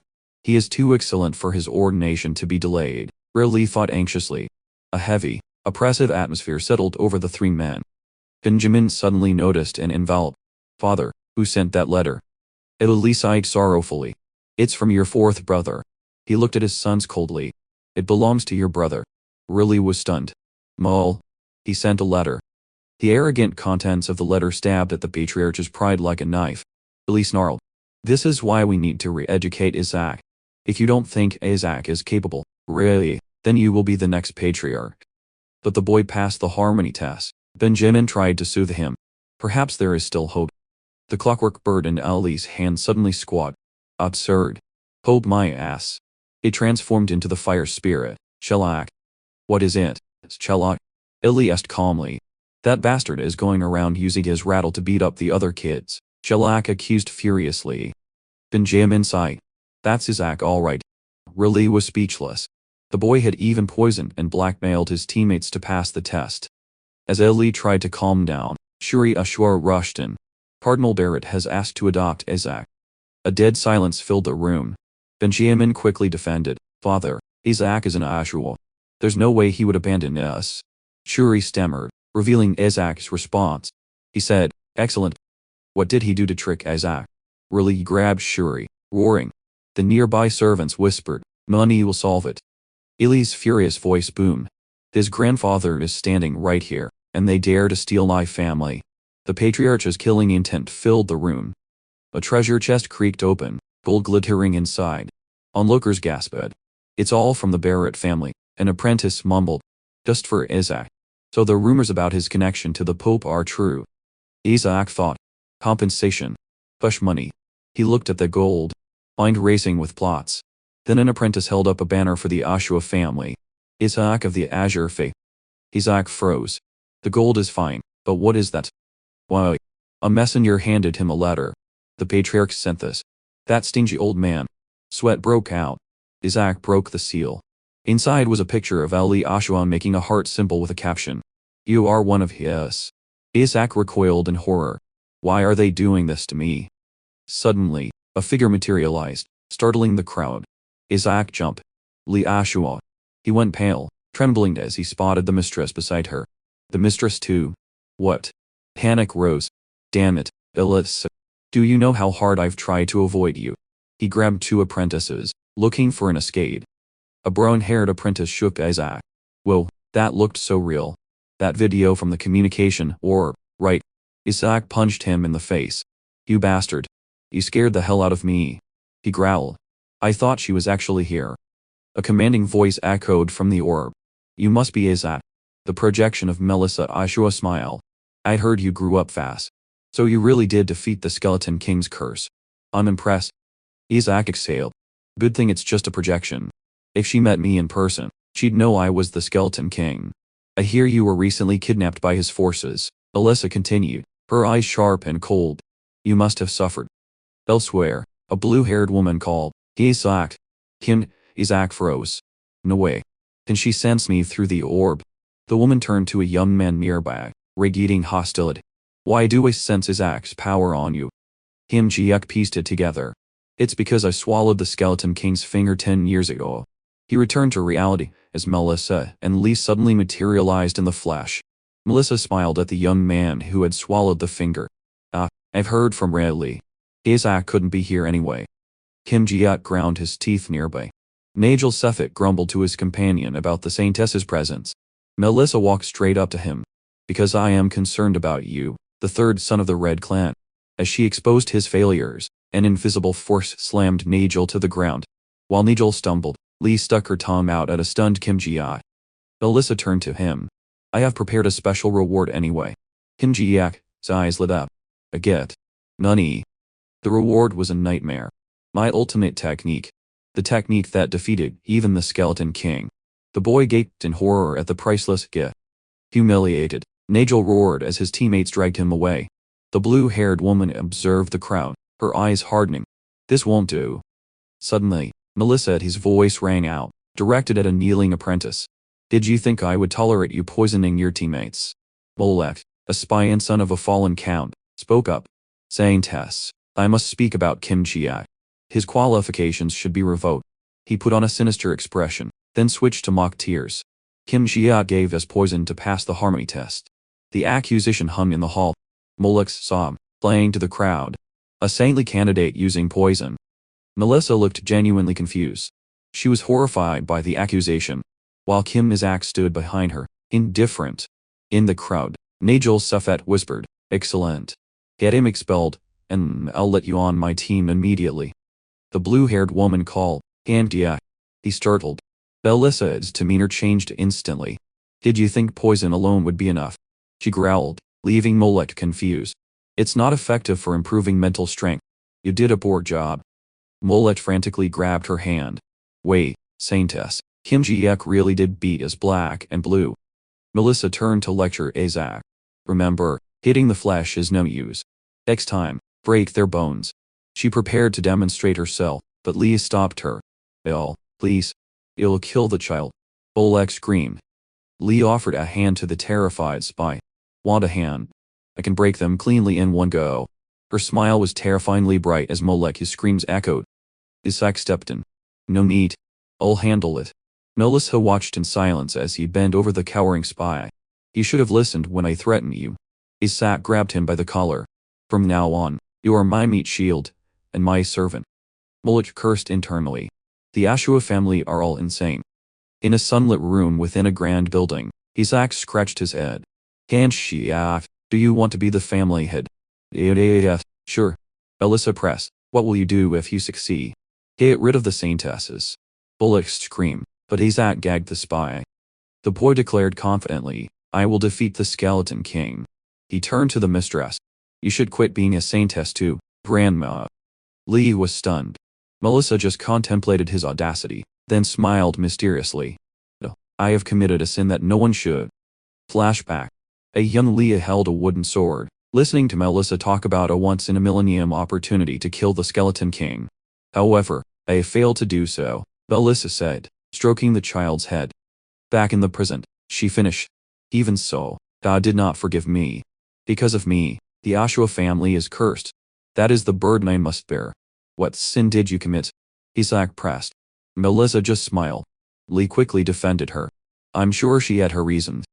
Melissa stood and offered a box. Isaac, this is why I wanted to see you. Inside was the saintess's rosary. Isaac recognized its significance instantly, the only one in the world. Suddenly, a silver-haired man appeared, smirking as if to ask why she was giving away the artifact. I stored my power in it because I heard your attack spells are too weak, he explained, winking. Use it or you won't survive. I'll be coming to the Holy Nation soon to teach you how to defeat the Skeleton King. Get lost, Isaac added. Don't ever show up here again. The illusion vanished. I should get going too, Melissa announced and left the room. Now alone, Isaac jumped as Lee appeared behind him. She examined him closely. Isaac, tell me. You have a mana stone, don't you? He froze, a cold sweat breaking out. How does she know? Even Melissa missed it. He considered eliminating her until she murmured. Maybe I was mistaken. Isaac saw his chance. The thing inside is the mana stone from the building outside. He feigned embarrassment. Yes, the mana stone. That's right. Holding the mana stone in his hand, he lied. I forgot I couldn't absorb it immediately. Tried to break the seal with a spell, but it failed. Lee was convinced and removed her necklace. This can break the seal. Isaac gaped, taking the artifact while gloating internally. Excellence. She not only knows about the mana stone, but how to break the seal. Lee smiled gently. I understand you are trying to revive the family's techniques. She continued. So, after getting rid of the saintesses, what's the plan? Isaac's eyes sparkled like coins. To become a rich slacker. Leah burst out laughing. Melissa laughed heartily, waving goodbye. See you when your internship is over. Overwhelmed by her aura, Isaac thought, she is definitely not an ordinary person. Her escort stood stiffly beside her. My lady, let us return. He guided her toward the magnificent carriage, but held her back, his voice slow with worry. That necklace unlocks the family secret arts. I know, Melissa replied curtly, stepping inside. The night is still uneasy. It is a family heirloom. The direct line wants it. Melissa smiled meaningfully. If someone takes it from the boy, he is not as talented as I thought. When he fretted about Isaac becoming the family head, she shrugged. Better that than him going to the Holy Nation. Minutes earlier, Isaac had declared heroically, get rid of the saintesses. I will defeat the Skeleton King. Earning a sarcastic laugh from Leah. Right, you do that, Isaac. In reality, Isaac was just drooling over the treasure. Eyes turned to currency symbols. The scene shifts to an ancient mansion drenched in heavy rain. My lord, young Master Gul, it has been a long time, a cheerful voice rang out. Gul Ashua greeted the old woman coolly. How is the Ashua house? Still a garbage dump as usual. Gall smirked. Hypocrites. Honestly, I'm afraid I'll get attached. Suddenly, his eyes sharpened. An intuition. Something happened at the ordination. A gruesome image flashed in his mind. The priest in charge of Isaac was found dead in a monster forest. Bad enough to eliminate a witness, he muttered. And the Barrett family wants to adopt Isaac. Unless they've gone mad, he ground his teeth. Too many anomalies, and digging deeper could be fatal. I want to rest. Do not enter. He slammed the door. Alone in the darkness, he sneered. Attacked me, who handed over the Ashua family's rights to Cardinal Barrett. He admitted to having been too close but felt bitterly that there was no affection in this Dan house. Now determined to find the truth, Gall entered the family's secret information archive. Gall flipped through the records. Isaac Ashua, the ordained. Finally, he found it. Here, Isaac Ashua, the seal of the god the boy chose. Realization dawned and he froze. Everything is. A divine light exploded in Gall's mind. Everything is on my side. The greatest God. He slammed the book shut. So that's it. That's why the papal family is doing this. Gall rushed out. This was no longer about the Holy Nation. It was about the survival of the Barrett family. He clenched his fist. This is a matter of the Empire's survival. Elsewhere, an internship uniform lay discarded amidst a pile of treasures. Kim Chi-yak asked, "Is this enough money to find a weapon to destroy the binding orb?" The shadow entity pointed to a glowing stone. The problem is the anti-demon stone. It is immune to all energy. Kim Chi-yak roared. They turned my subordinate's binding orb into an anti-demon stone. You crazy bastards. He sighed, sitting on his bed. According to Lee, this will release the seal. He looked at the blue pendant. He had never seen anything like it. As the objects touched, he breathed, "It's opening." Dark energy surged from the mana core. The shadow entity lunged. Dark magic consumed the room as the subordinate devoured the core. Overjoyed, Kim Chi-yak felt enough mana to raise his rank. He could use higher-level spells.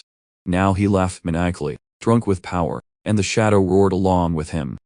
The laughter cut off abruptly. He stared in shock at his hand. It was stripped of flesh down to the white bone. "What is this?" he shouted. Silence followed. He slumped on the bed, exhausted, holding up the skeletal limb. This damn skeleton again. He ground his teeth. The curse of the skeleton king. The power that reversed life and death was surging. My body has countless blessings. It won't be easily consumed, he reassured himself. But the sudden surge of mana had broken the balance between his holy power and the curse. Praying will take too long. A holy relic is a waste. Can't be helped, he decided. I'll use the pentagon, the red trial. A heretical test to drastically increase holy power. Chuckling, he wrapped his hand in bandages. Just have to hide it until then. Hey, Isaac.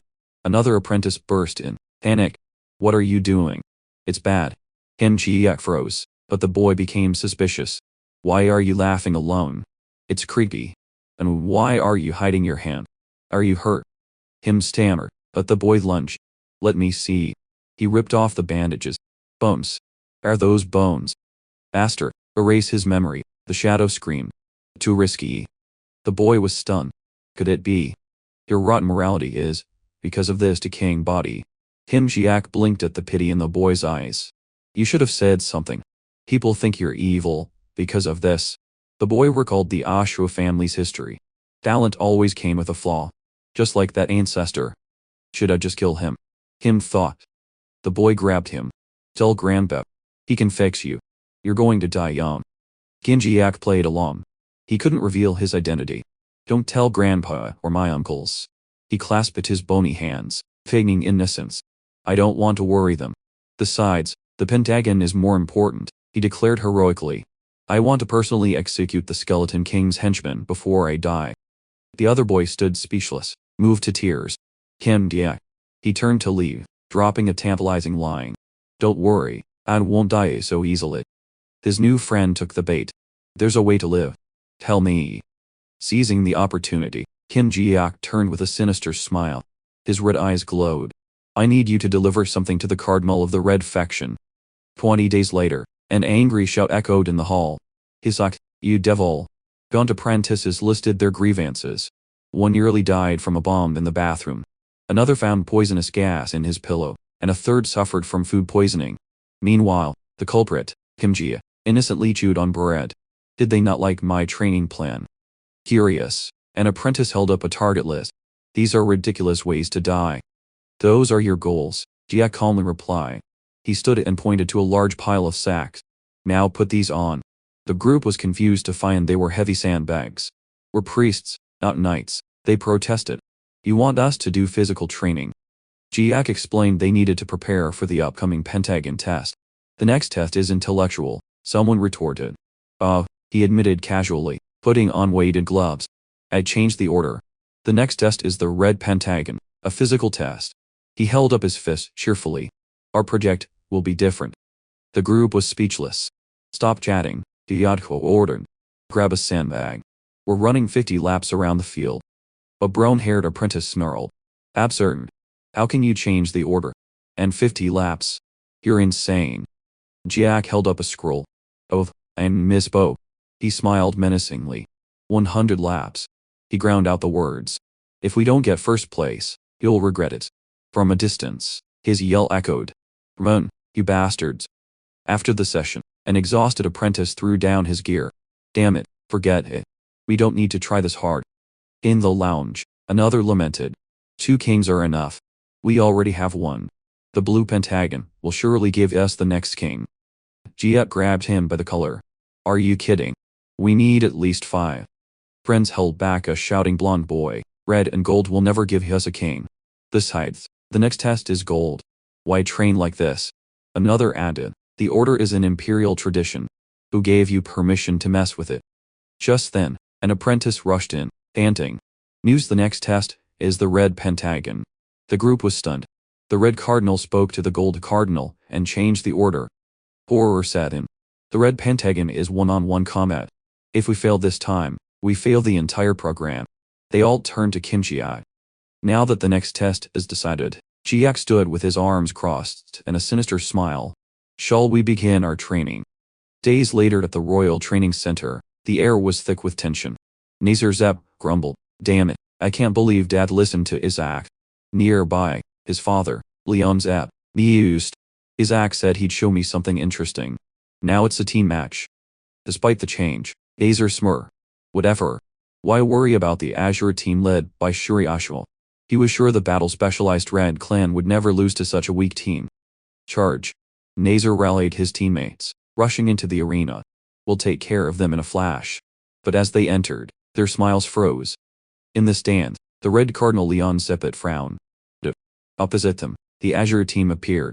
Accompanying Kim Ji-yak was none other than Kina Barrett. Ji-yak explained innocently.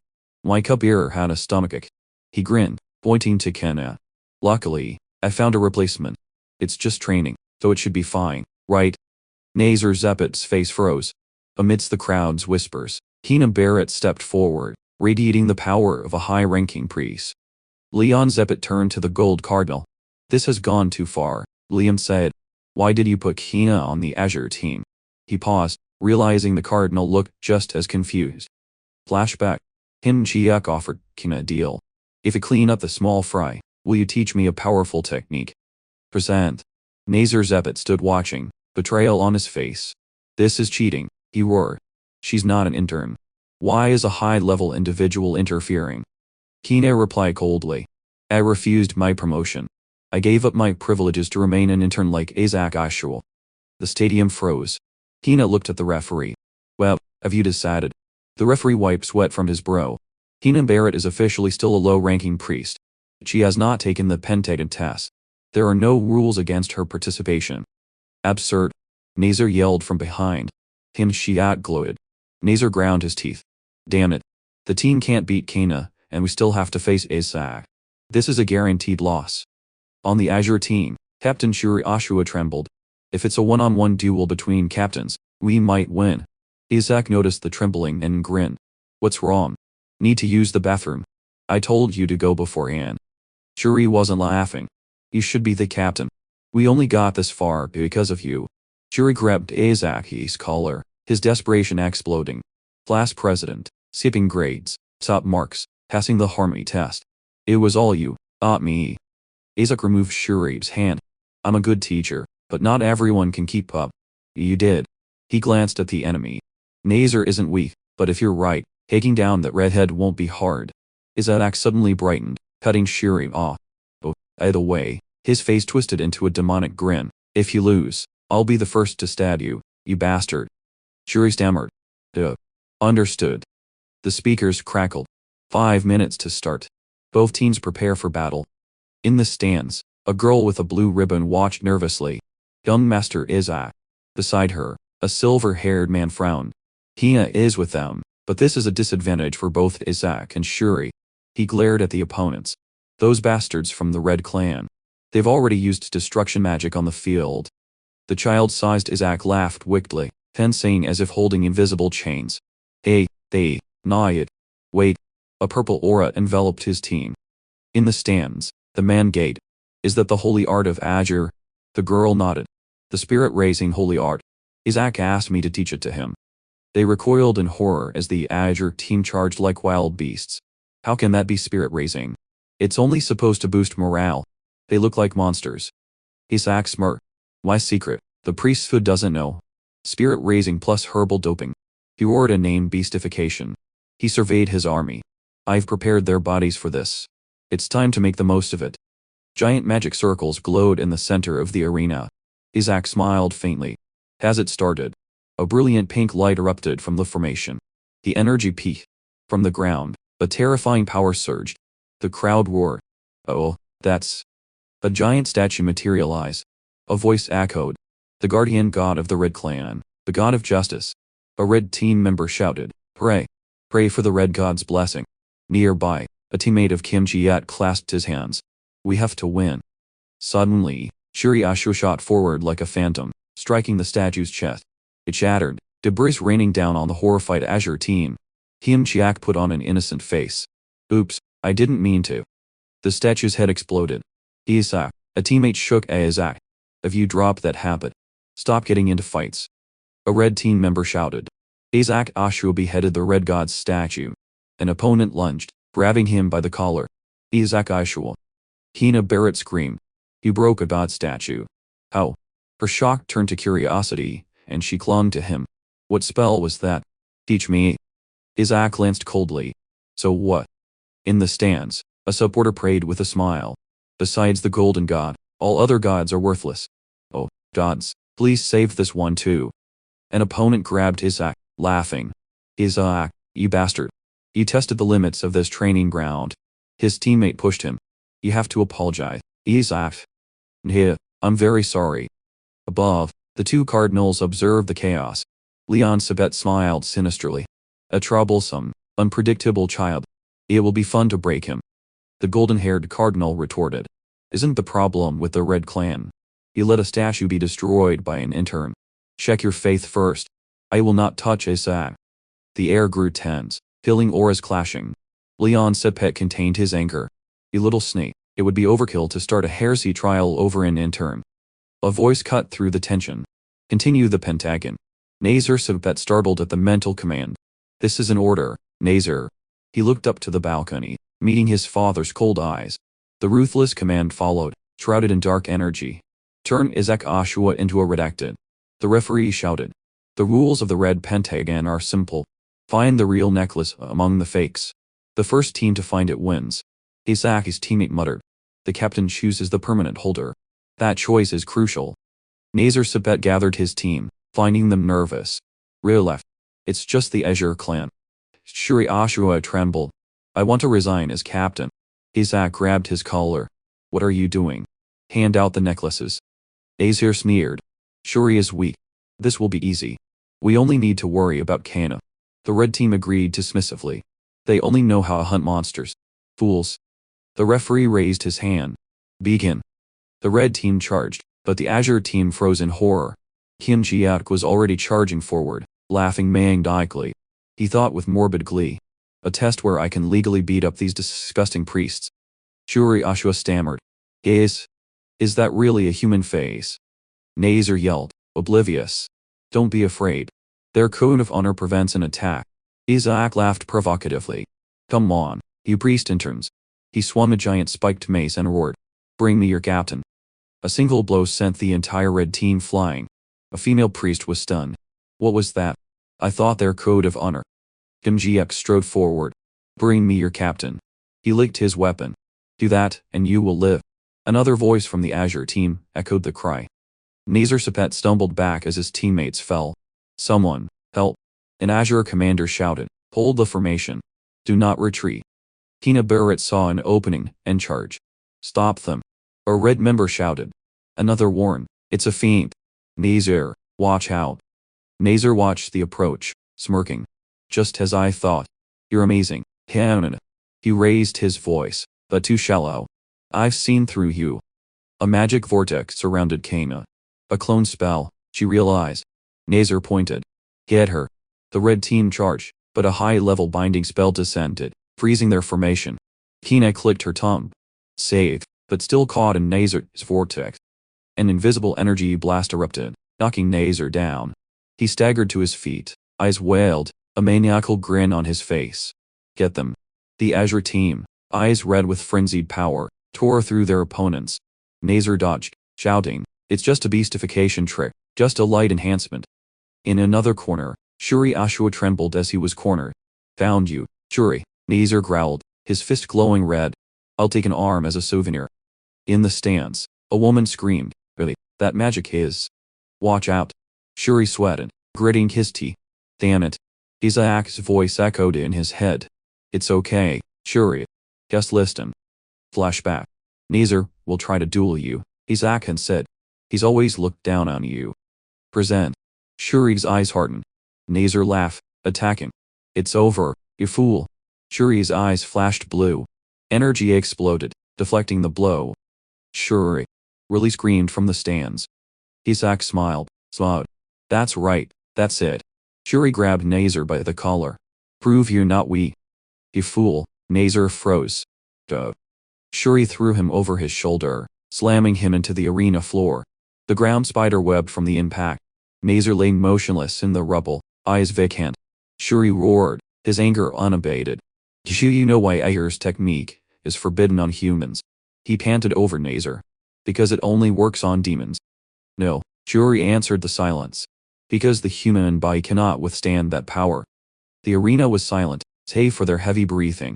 Shuri ground his teeth. From the stands, Riley screamed, never. Shuri finished the shout, underestimate Azure. He stood tall, his pride restored. The crowd watched, stunned. Only Keenan Barrett narrowed her eyes. He wasn't that strong before. A mysterious energy enveloped Shuri. Isaac crossed his arms, smirking. Finish him. But Shuri hesitated. Now the necklace. Hey, Isaac's voice echoed in his head. Do it right. Finish him. Okay, I will. Nazar pleaded from the floor. Shuri grabbed his collar. Nazar Sepet, tell me where the necklace is. Nazar looked confused. Nazar Sepet sneered, maintaining his arrogance. Do you think a future heir would confess after an interrogation like this? Shuri Ashua tore at his hair, screaming. Confess, you bastard. Please. It's the only way you'll get out of here alive. Suddenly, his voice dropped to a growl. Shut up. As the successor, I'd have mastered all the cruelest punishments. Shuri raised his leg over his prone opponent. Nazar, whose confidence shattered. Wait. Hey, wait. A sickening crack echoed. Nazar barely registered the excruciating pain before the impact. What was that horrible sound? An audience member screamed. Outrage rippled through the crowd as Shuri ground his teeth, maintaining the brutal act. Hidden in a corner, Kim Ji-ek crossed his arms, smiling with cold satisfaction as Nazar's screams filled the arena.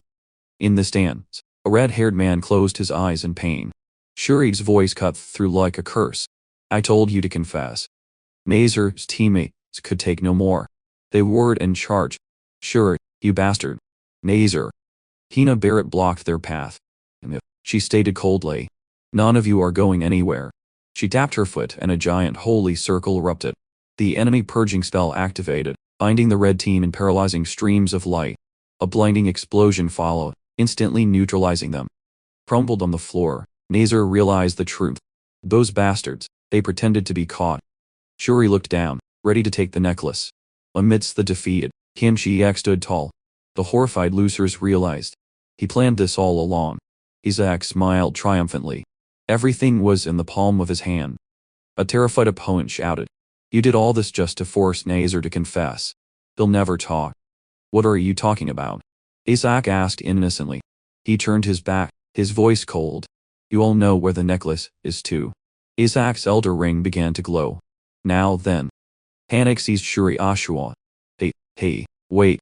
I'll tell you. I'll tell you where it is. Too late. Let's begin, Isaac roared. He swung his spiked mace, draining power from friend and foe alike. Minutes later, he held up a red jeweled necklace. Found it. Teen Azure wins. The declaration echoed over the defeated. Kim Hyak held his prize aloft while his teammates stared in shock at the display of power. The crowd erupted. Excellent. Go Azure Faith. In the stands, Reli clenched his fist. Well done, Isaac, Shuri. As expected of the young priest representing the Empire, a voice rang out. Crown Prince Chabalun Elkfried Hela stepped forward. Grant the victors a worthy gift. Reli hastily bowed. I greet the Prince of the Empire. Ye have wonderful nephews. Chabalun smiled. I wish to gift them priestly uniforms. Reli offered. Is that all right? Of course, Chabalun agreed, then added. When I send the tailor, may I go with them? Reli hesitated at the request. Your Highness, they are just apprentices. Wait. That's right. Consider it a small gift. Chabalun placed a hand on Reli's shoulder, his tone turning serious. Tell your youngest nephew to leave the gold pentagon. He leaned in, whispering a deadly warning. The Pope is trying to kill Isaac. Remember that? Reli froze. Meanwhile, in the waiting room, a servant called for Kim Hyak. Back in the stands, Reli bowed to the departing prince. Despite the threat, his faith was unshaken. Isaac will be fine. He remembered his nephew's confident smile. Elsewhere, the contestants buzzed. Did you hear? The crown prince is giving us clothes. While others celebrated the honor, Kim Hyak sat on a throne, looking bored. Hey, he called to Kina Barrett. Aren't you going home? Kina sipped her tea, smirking. The test is over. I don't need you anymore. Just then, her servant rushed in. Me lady, you must go. The patriarch is looking for you. No. She set her teacup down with a cling. Kina looked her servant dead in the eye and lied without blinking. You were the one who told me to move to the Azure clan. The butler and maid stood stunned. When did I say that? He stammered. Last night, Kina replied curtly. Kim Hyak intervened, snapping at the butler. Who gave you the right to decide? She will become an Azure priest. Cornered, the butler froze, sweating. I accepted the offer anyway, so I'm staying, Kina declared. Tell father I won't be home for a while. The Azure team joined in, shooing the servants away. As things settled, Kina watched. Yesterday, he definitely used a spell on Shuri. What kind of power was that? Meanwhile, Isaac mused. The crown prince giving clothes. It's a statement of ownership. Though the servant was gone, Isaac had no intention of keeping her. No need. Get lost, he said flatly. Kina refused to back down. She threw herself on the floor, whining. Take me. Drag me out yourself. He used you. Go. As she stubbornly insisted he keep his promise, Isaac smirked. Fine, I take it back. I'd already have a disciple far more obedient than you. He pointed at Shuri Ashura sitting nearby. I'm obviously talking about Shuri. The group paused in confusion. Damn. You mean he's better than me? Kina stumped her foot. Pride wounded. Shuri jumped up. Why are you dragging me into this? It depends on how you perform, Isaac shrugged.